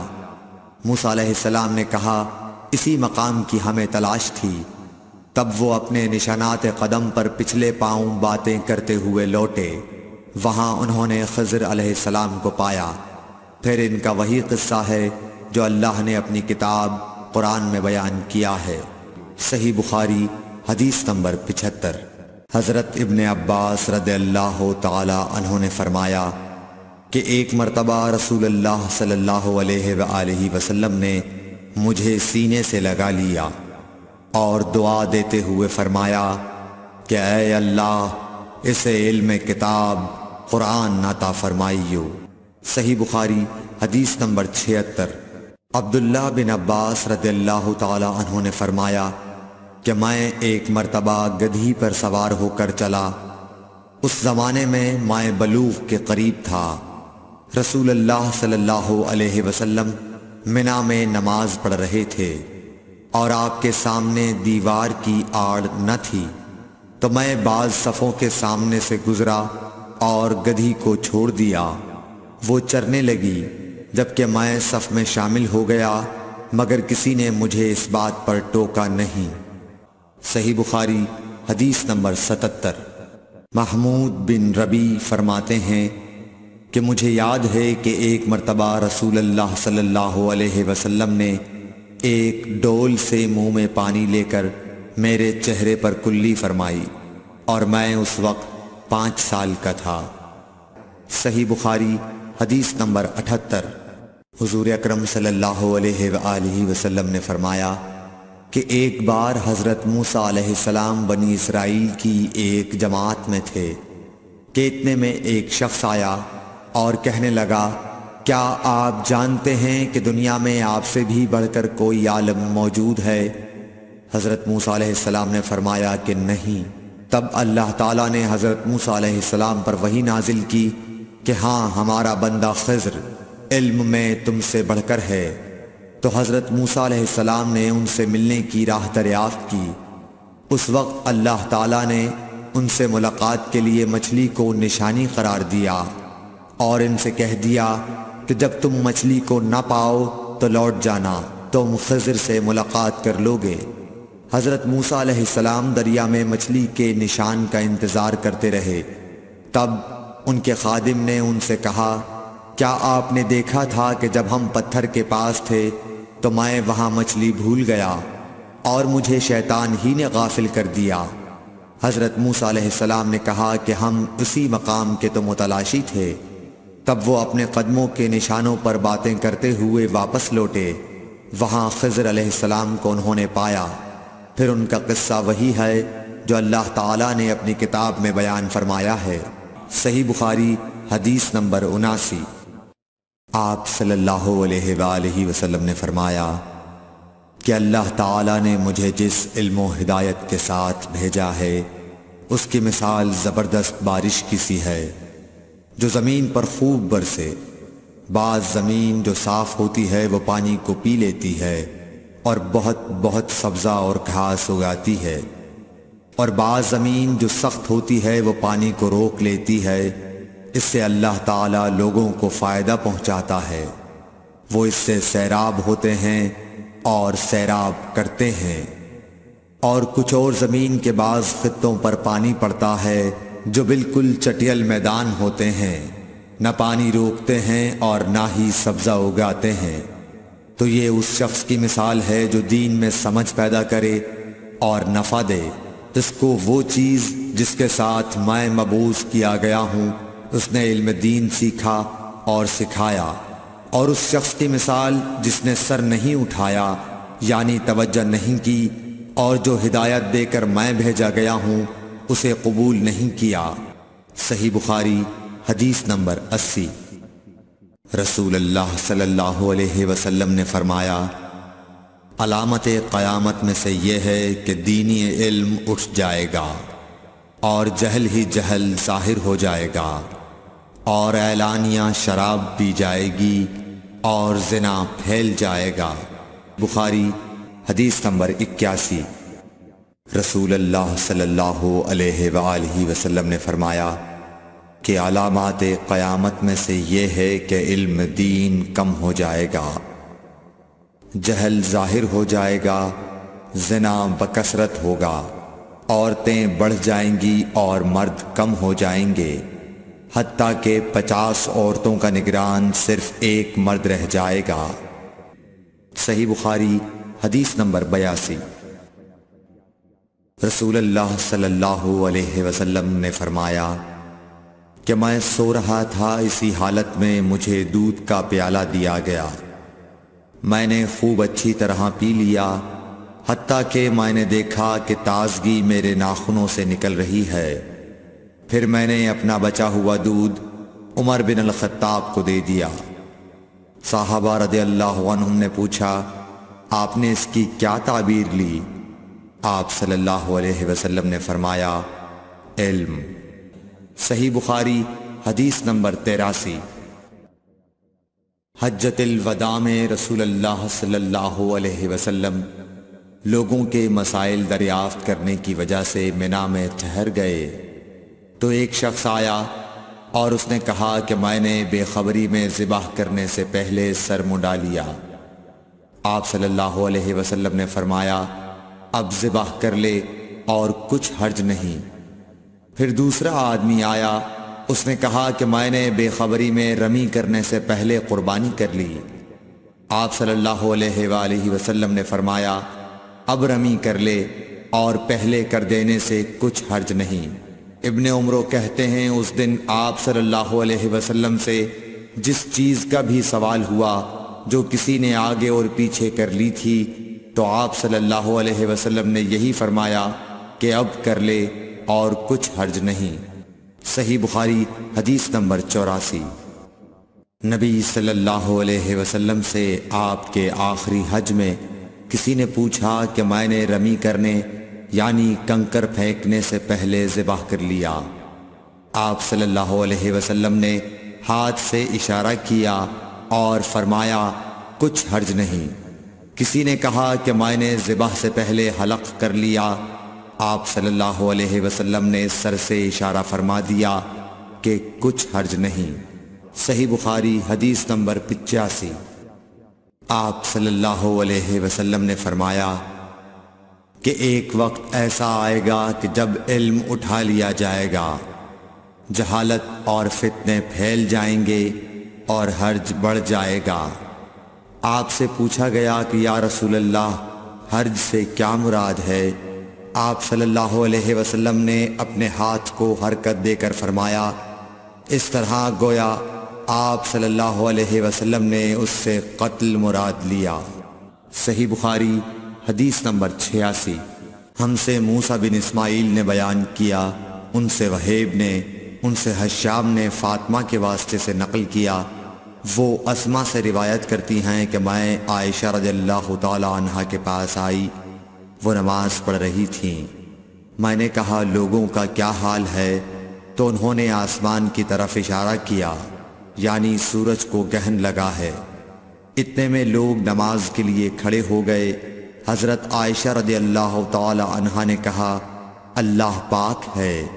میں نے کہا کیا یہ گہن کوئی خاص نشانی ہے؟ انہوں نے سر سے اشارہ کیا، یعنی ہاں۔ پھر میں بھی نماز کے لیے کھڑی ہو گئی، حتیٰ کہ مجھے غش آنے لگا تو میں اپنے سر پر پانی ڈالنے لگی۔ پھر نماز کے بعد رسول اللہ صلی اللہ علیہ وسلم نے اللہ تعالیٰ کی تعریف کی اور اس کی صفت بیان فرمائی۔ پھر فرمایا جو چیز مجھے پہلے دکھلائی نہیں گئی تھی آج وہ سب اس جگہ میں نے دیکھ لی، یہاں تک کہ جنت اور دوزخ کو بھی دیکھ لیا، اور مجھ پر یہ وحی کی گئی کہ تم اپنی قبروں میں آزمائے جاؤ گے۔ مثل یا قرب کا کون سا لفظ؟ حضرت اسما نے فرمایا میں نہیں جانتی۔ فاطمہ کہتی ہیں یعنی فتنہ دجال کی طرح آزمائے جاؤ گے۔ کہا جائے گا قبر کے اندر کہ تم اس آدمی کے بارے میں کیا جانتے ہو؟ تو جو صاحب ایمان یا صاحب یقین ہوگا۔ کون سا لفظ فرمایا؟ حضرت اسما نے مجھے یاد نہیں۔ وہ کہے گا وہ محمد اللہ کے رسول صلی اللہ علیہ وسلم ہیں جو ہمارے پاس اللہ کی ہدایت اور دلیلیں لے کر آئے تو ہم نے ان کو قبول کر لیا اور ان کی پیروی کی۔ وہ محمد صلی اللہ علیہ وسلم ہیں۔ 3 بار اسی طرح کہے گا، پھر اس سے کہہ دیا جائے گا کہ آرام سے سو جا، بے شک ہم نے جان لیا کہ تو محمد صلی اللہ علیہ وسلم پر یقین رکھتا تھا۔ اور بہرحال منافق یا شکی آدمی، میں نہیں جانتی کہ ان میں سے کون سا لفظ حضرت اسما نے استعمال کیا۔ تو وہ منافق یا شکی آدمی کہے گا کہ جو لوگوں کو میں نے کہتے سنا میں نے بھی وہی کہہ دیا، باقی میں کچھ نہیں جانتا۔ صحیح بخاری حدیث نمبر 87۔ قبیلہ عبد القیس کا وفد رسول اللہ صلی اللہ علیہ وسلم کی خدمت میں آیا۔ آپ صلی اللہ علیہ وسلم نے دریافت کیا کہ کون سا وفد آیا ہے یا یہ کون لوگ ہیں؟ انہوں نے کہا ربیعہ خاندان کے لوگ ہیں۔ آپ صلی اللہ علیہ وسلم نے فرمایا کہ مبارک ہو قوم کو آنا یا مبارک ہو اس وفد کو جو کبھی نہ رسوا ہو نہ شرمندہ ہو۔ اس کے بعد انہوں نے عرض کیا کہ ہم ایک دور دراز کونے سے آپ کے پاس آئے ہیں اور ہمارے اور آپ کے درمیان کفار مضر کا قبیلہ پڑتا ہے۔ اس کے خوف کی وجہ سے ہم حرمت والے مہینوں کے علاوہ اور ایام میں نہیں آ سکتے، اس لیے ہمیں کوئی ایسی قطعی بات بتلا دیجئے کہ جس کی ہم اپنے پیچھے رہ جانے والے لوگوں کو خبر دے دیں اور اس کی وجہ سے ہم جنت میں داخل ہو سکیں۔ تو آپ صلی اللہ علیہ وسلم نے انہیں 4 باتوں کا حکم دیا اور 4 سے روک دیا۔ اول انہیں حکم دیا کہ ایک اللہ پر ایمان لائیں، پھر فرمایا کہ کیا تم جانتے ہو کہ ایک اللہ پر ایمان لانے کا کیا مطلب ہے؟ انہوں نے عرض کیا اللہ اور اس کا رسول زیادہ جانتے ہیں۔ آپ صلی اللہ علیہ وسلم نے فرمایا ایک اللہ پر ایمان لانے کا مطلب یہ ہے کہ اس بات کا اقرار کرنا کہ اللہ کے سوا کوئی معبود نہیں، اور یہ کہ محمد صلی اللہ علیہ وسلم اللہ کے سچے رسول ہیں، اور نماز قائم کرنا، زکوٰۃ ادا کرنا اور ماہ رمضان کے روزے رکھنا، اور یہ کہ تم مال غنیمت سے 5واں حصہ ادا کرو، اور 4 چیزوں سے منع فرمایا، دبا، حنتم، مزفت کے استعمال سے، اور چوتھی چیز کے بارے میں شعبہ کہتے ہیں کہ ابو حمزہ بسا اوقات نقیر کہتے تھے اور بسا اوقات مقیر۔ اس کے بعد رسول اللہ صلی اللہ علیہ وسلم نے فرمایا کہ ان باتوں کو یاد رکھو اور اپنے پیچھے رہ جانے والوں کو بھی ان کی خبر کر دو۔ صحیح بخاری حدیث نمبر 88۔ عقبہ نے ابو احاب بن عزیز کی لڑکی سے نکاح کیا تو ان کے پاس ایک عورت آئی اور کہنے لگی کہ میں نے عقبہ کو اور جس سے اس کا نکاح ہوا ہے اس کو دودھ پلایا ہے۔ یہ سن کر عقبہ نے کہا مجھے نہیں معلوم کہ تو نے مجھے دودھ پلایا ہے، نہ تو نے کبھی مجھے بتایا ہے۔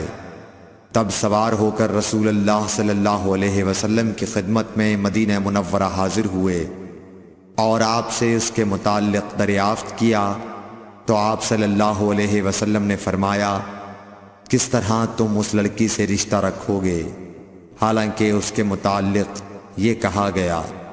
تب عقبہ بن حارث نے اس لڑکی کو چھوڑ دیا اور اس نے دوسرا خاوند کر لیا۔ صحیح بخاری حدیث نمبر 89۔ حضرت عمر سے روایت ہے کہ میں اور میرا ایک انصاری پڑوسی دونوں اطراف مدینہ کے ایک گاؤں بنی امیہ بن زید میں رہتے تھے، جو مدینے کے پورب کی طرف بلند گاؤں میں سے ہے۔ ہم دونوں باری باری حضرت صلی اللہ علیہ وسلم کی خدمت شریف میں حاضر ہوا کرتے تھے۔ ایک دن وہ آتا، ایک دن میں آتا۔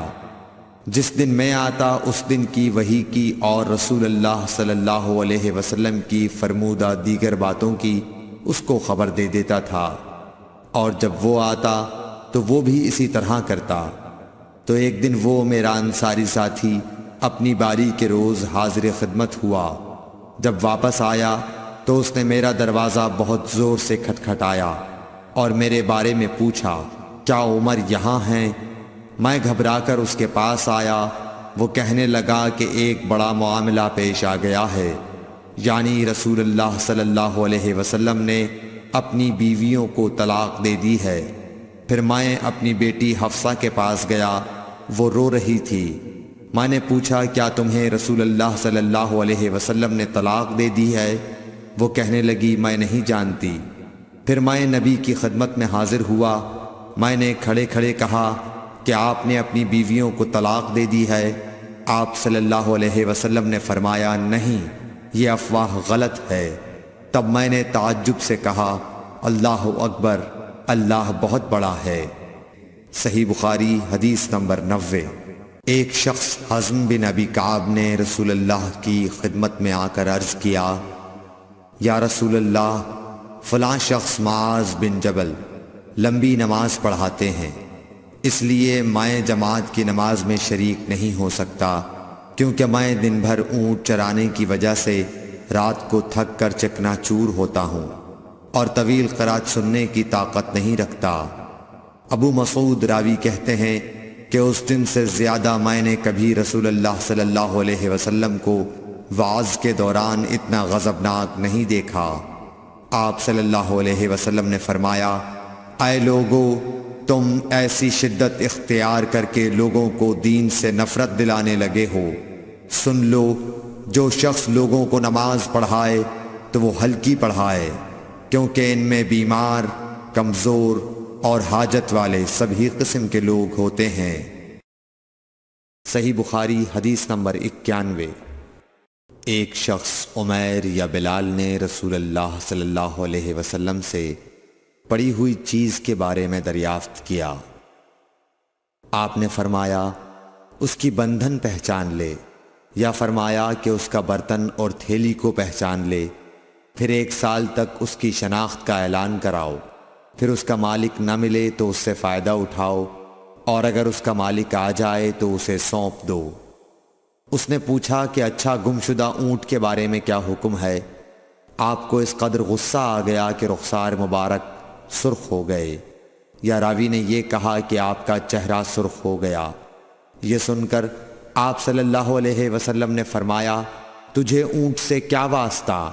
اس کے ساتھ خود اس کی مشق ہے اور اس کے پاؤں کے سم ہیں، وہ خود پانی پر پہنچے گا اور خود پی لے گا اور خود درخت پر چرے گا، لہٰذا اسے چھوڑ دو یہاں تک کہ اس کا مالک مل جائے۔ اس نے کہا کہ اچھا گمشدہ بکری کے بارے میں کیا ارشاد ہے؟ آپ نے فرمایا وہ تیری ہے یا تیرے بھائی کی، ورنہ بھیڑیے کی غذا ہے۔ صحیح بخاری حدیث نمبر 92۔ رسول اللہ صلی اللہ علیہ وسلم سے کچھ باتیں دریافت کی گئیں کہ آپ کو برا معلوم ہوا، اور جب اس قسم کے سوالات کی آپ صلی اللہ علیہ وسلم پر بہت زیادتی کی گئی تو آپ کو غصہ آ گیا۔ پھر آپ نے لوگوں سے فرمایا، اچھا اب مجھ سے جو چاہو پوچھو۔ تو ایک شخص نے دریافت کیا کہ میرا باپ کون ہے؟ آپ نے فرمایا تیرا باپ حذافہ ہے۔ پھر دوسرا آدمی کھڑا ہوا اور اس نے پوچھا کہ یا رسول اللہ میرا باپ کون ہے؟ آپ نے فرمایا کہ تیرا باپ سالم شیبہ کا آزاد کردہ غلام ہے۔ آخر حضرت عمر رضی اللہ تعالی عنہ نے آپ کے چہرہ مبارک کا حال دیکھا تو عرض کیا، یا رسول اللہ ہم ان باتوں کے دریافت کرنے سے جو آپ کو ناگوار ہوں اللہ تعالی سے توبہ کرتے ہیں۔ صحیح بخاری حدیث نمبر 93۔ ایک دن رسول اللہ صلی اللہ علیہ وسلم گھر سے نکلے تو عبداللہ بن حذافہ کھڑے ہو کر پوچھنے لگے کہ حضور میرا باپ کون ہے؟ آپ نے فرمایا حذافہ۔ پھر آپ نے بار بار فرمایا کہ مجھ سے پوچھو، تو حضرت عمر رضی اللہ عنہ نے دو زانو ہو کر عرض کیا کہ ہم اللہ کے رب ہونے پر، اسلام کے دین ہونے اور محمد صلی اللہ علیہ وسلم کے نبی ہونے پر راضی ہیں۔ اور یہ جملہ 3 مرتبہ دہرایا۔ پھر یہ سن کر رسول اللہ صلی اللہ علیہ وسلم خاموش ہو گئے۔ صحیح بخاری حدیث نمبر 94۔ نبی اکرم صلی اللہ علیہ وآلہ وسلم جب سلام کرتے تو 3 بار سلام کرتے، اور جب کوئی کلمہ ارشاد فرماتے تو اسے 3 بار دہراتے یہاں تک کہ خوب سمجھ لیا جاتا۔ صحیح بخاری حدیث نمبر 95۔ رسول اللہ صلی اللہ علیہ وسلم جب کوئی کلمہ ارشاد فرماتے تو اسے 3 بار لوٹاتے یہاں تک کہ خوب سمجھ لیا جاتا، اور جب کچھ لوگوں کے پاس آپ تشریف لاتے اور انہیں سلام کرتے تو 3 بار سلام کرتے۔ صحیح بخاری حدیث نمبر 96۔ عبداللہ بن عمر رضی اللہ عنہ کہتے ہیں کہ ایک سفر میں رسول اللہ صلی اللہ علیہ وسلم ہم سے پیچھے رہ گئے، پھر آپ ہمارے قریب پہنچے تو عصر کی نماز کا وقت ہو چکا تھا یا تنگ ہو گیا تھا، اور ہم وضو کر رہے تھے۔ ہم اپنے پیروں پر پانی کا ہاتھ پھیرنے لگے تو آپ نے بلند آواز سے فرمایا کہ آگ کے عذاب سے ان ایڑیوں کی جو خشک رہ جائیں خرابی ہے۔ یہ 2 مرتبہ فرمایا یا 3 مرتبہ۔ صحیح بخاری حدیث نمبر 97۔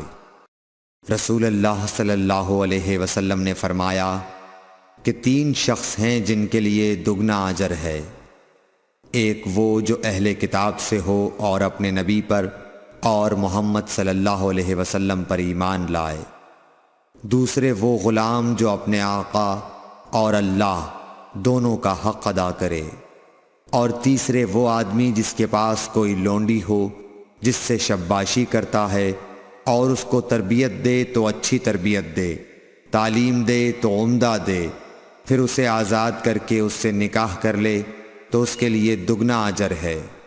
صحیح بخاری حدیث نمبر 98۔ نبی صلی اللہ علیہ وسلم ایک مرتبہ عید کے موقع پر مردوں کی صفوں میں سے نکلے اور آپ کے ساتھ بلال رضی اللہ تعالی عنہ تھے۔ آپ کو خیال ہوا عورتوں کو خطبہ اچھی طرح نہیں سنائی دیا، تو آپ نے انہیں علیحدہ نصیحت فرمائی اور صدقے کا حکم دیا۔ یہ واز سن کر کوئی عورت بالی اور کوئی عورت انگوٹھی ڈالنے لگی، اور بلال رضی اللہ تعالی عنہ اپنے کپڑے کے دامن میں یہ چیزیں لینے لگے۔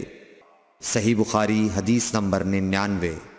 حضرت ابو ہریرہ رضی اللہ تعالی عنہ نے عرض کیا، یا رسول اللہ، قیامت کے دن آپ کی شفاعت سے سب سے زیادہ سعادت کسے ملے گی؟ تو رسول اللہ صلی اللہ علیہ وسلم نے فرمایا، اے ابو ہریرہ، مجھے یقین تھا کہ تم سے پہلے کوئی اس کے بارے میں مجھ سے دریافت نہیں کرے گا، کیونکہ میں نے حدیث کے متعلق تمہاری حرص دیکھ لی تھی۔ سنو، قیامت کے دن سب سے زیادہ فیضیاب میری شفاعت سے وہ شخص ہوگا جو سچے دل سے یا سچے جی سے لا الہ الا اللہ کہے گا۔ صحیح بخاری حدیث نمبر 100۔ رسول اللہ صلی اللہ علیہ وآلہ وسلم نے فرمایا کہ اللہ علم کو اس طرح نہیں اٹھا لے گا کہ اس کو بندوں سے چھین لے، بلکہ وہ پختہ کار علماء کو موت دے کر علم اٹھائے گا، حتیٰ کہ جب کوئی عالم باقی نہیں رہے گا تو لوگ جاہلوں کو سردار بنا لیں گے، ان سے سوالات کیے جائیں گے اور وہ بغیر علم کے جواب دیں گے، اس لیے خود بھی گمراہ ہوں گے اور لوگوں کو بھی گمراہ کریں گے۔